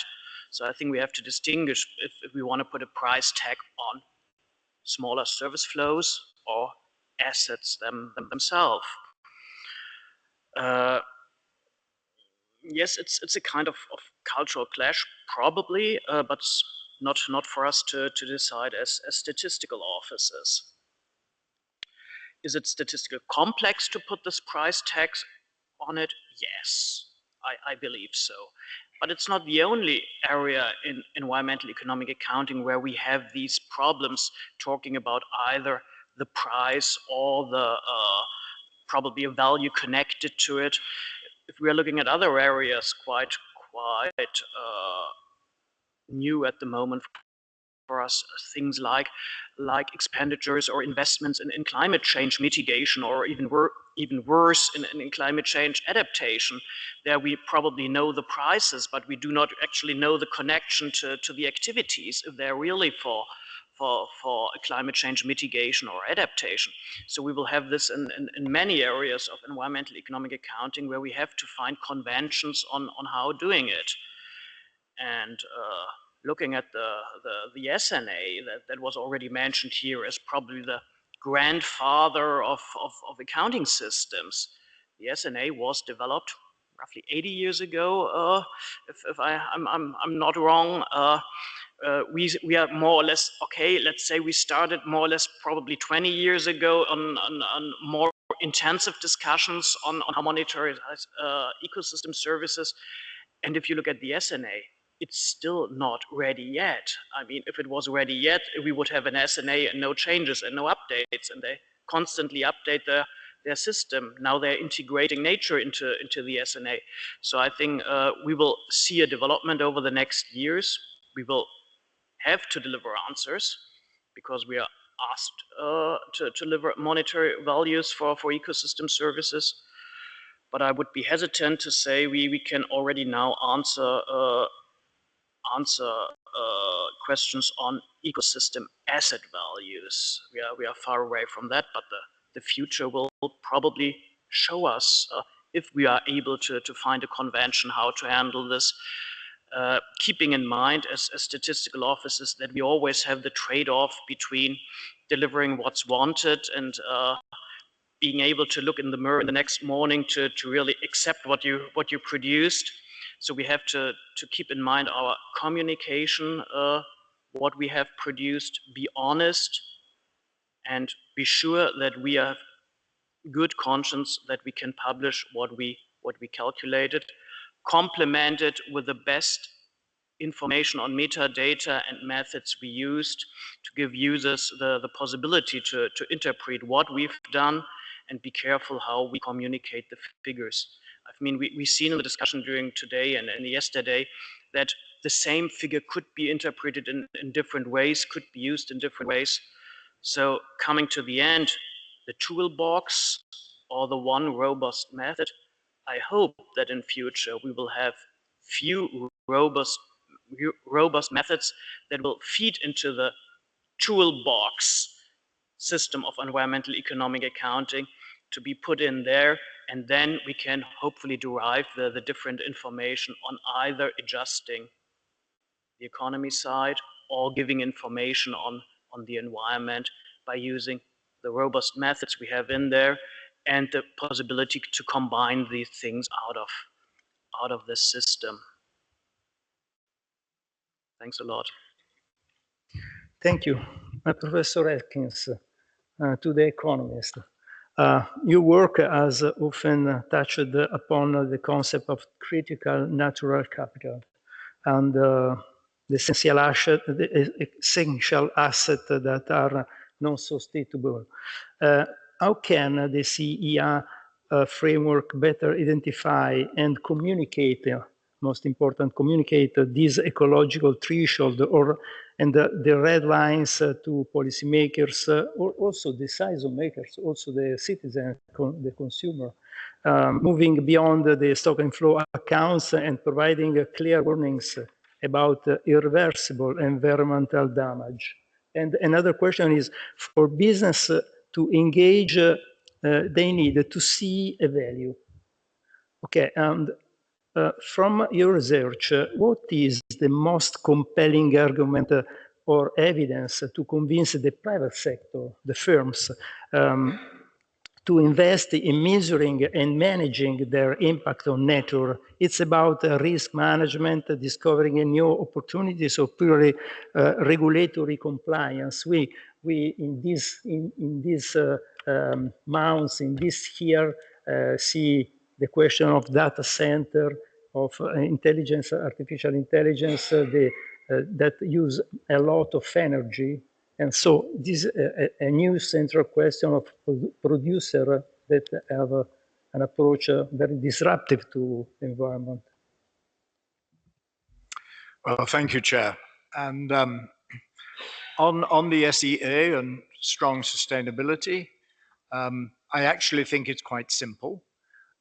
We've got those 5 accounts, and we've seen that diagram up many times, where we have ecosystem extent, ecosystem condition, ecosystem service flow, all in biophysical terms.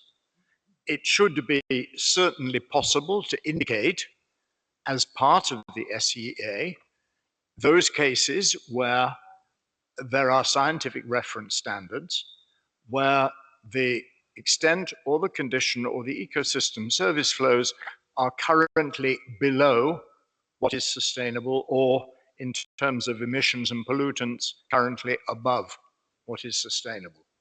So given that we are in the biophysical domain at that point, that seems to me to be a perfectly reasonable task. And I don't quite agree with what Sven was saying when he was saying that the choice between weak and strong sustainability is a political choice. Obviously, it is a political choice as well, but it is also a scientific choice. And the fact of the matter is that the weak sustainability has consistently given the wrong message. It has consistently said that we are sustainable. And I showed you the diagram from the Inclusive Wealth Report. There are many, many diagrams like that, which policymakers will look at those and they'll say, well, these are the cleverest economists out there. This is what they say. Therefore, we don't need to worry.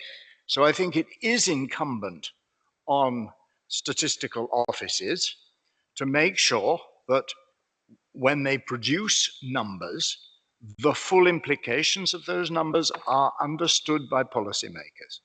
Because most policymakers haven't a clue between weak and strong sustainability. This is not something they're trained in. They don't know anything about that.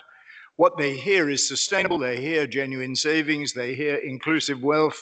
They see that Partha Dasgupta says this. They say, Partha Dasgupta is a very clever man. We will never understand everything that Partha Dasgupta does, but if he says this, that's what we'll do. And as it happens, it's wrong. And we have 40 years of experience that it's wrong. And I think we need to be very clear about that. And with SEA, it's, I think, the job of a year's work of ESTAT to indicate where there are real problems with the with the biophysical side. Businesses is a different matter. Obviously, by definition, businesses are micro players, and the concept of externality is one that almost by definition escapes businesses. And of course, many businesses are very happy to externalize. They have competitive pressure. They want to reduce their costs. Well, if they can put their costs onto future generations or poor people sitting in other parts of the city or whatever it may be, they're going to do that. So, number one is that government should not allow them to do that. Number two is that government should get them to pay if they do that. And this is the polluter pays principle, goes right the way back, OECD 1970s.